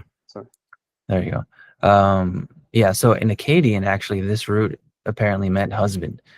So anyway, the simple point I was making was that like before Arabic had the ideas of like intimate knowledge and plowing the land, the Proto-Semitic meanings, a lot of them have to do with clans or associations. Or associate, as you see here translated, and then in one example, Akkadian, as I said, there seems to be one of the meanings is husband itself. So kind of crazy, kind of interesting, especially because also it relates to plowing the land. So it made me think of the ayah, Nisa'ukum harthun lakum, your women are tilth unto you. So all these things seem kind of related, but I like to just throw them off at the end there to kind of just add some chaos to the mix. What about also intimate knowledge? Sorry. The connection between the spouse or husband and intimate knowledge. Yeah, right? I mean, also taken as a carnal knowledge. Yeah. I mean, the Proto-Semitic stuff we have to take with a grain of salt because we can't say a lot. We don't know a lot about how these things developed. We can only really guess. But yeah, I mean, the basic idea seems to be this idea of like association, companion, ally. I think is even one of the earlier cognates, and then from there you go to like I think Hebrew actually. In Hebrew, I think one of the meanings was like union, like for something to I think this is Hebrew. This is to unite. So, these are, the further you go back, the more simple the concepts are going to be. I think, right? In any language, in any kind of scenario. So that seems to be the kind of development that I went from like companion, associate, ally, clansman, clan. And then from there, you went to like a union, connection, bringing things together. And then that went to knowledge, intimate knowledge, being well informed, or plowing the land. It seems like the plowing of the land and becoming intimate, having intimate knowledge, seem to have developed at the same time. You can't really tell from Lane. Maybe other dictionaries might have more information there. And the black serpent, how does the black serpent drop in? Is this through the Eden, Adam and Eve? Oh, actually, I don't know what this is. I didn't check this. Let's see what Lane says. Al-Khabīr. So it's not a common form. So it must just be. I'm guessing it's just an epithet, but Allahu bil-Khabīr. I've never heard of this before.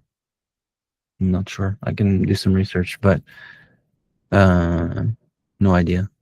Reminds me of the word that gave. Sorry. The word that gave rise to Khabā, like the Khabā of the fame of Hazrat Ali. The Khabā that he conquered.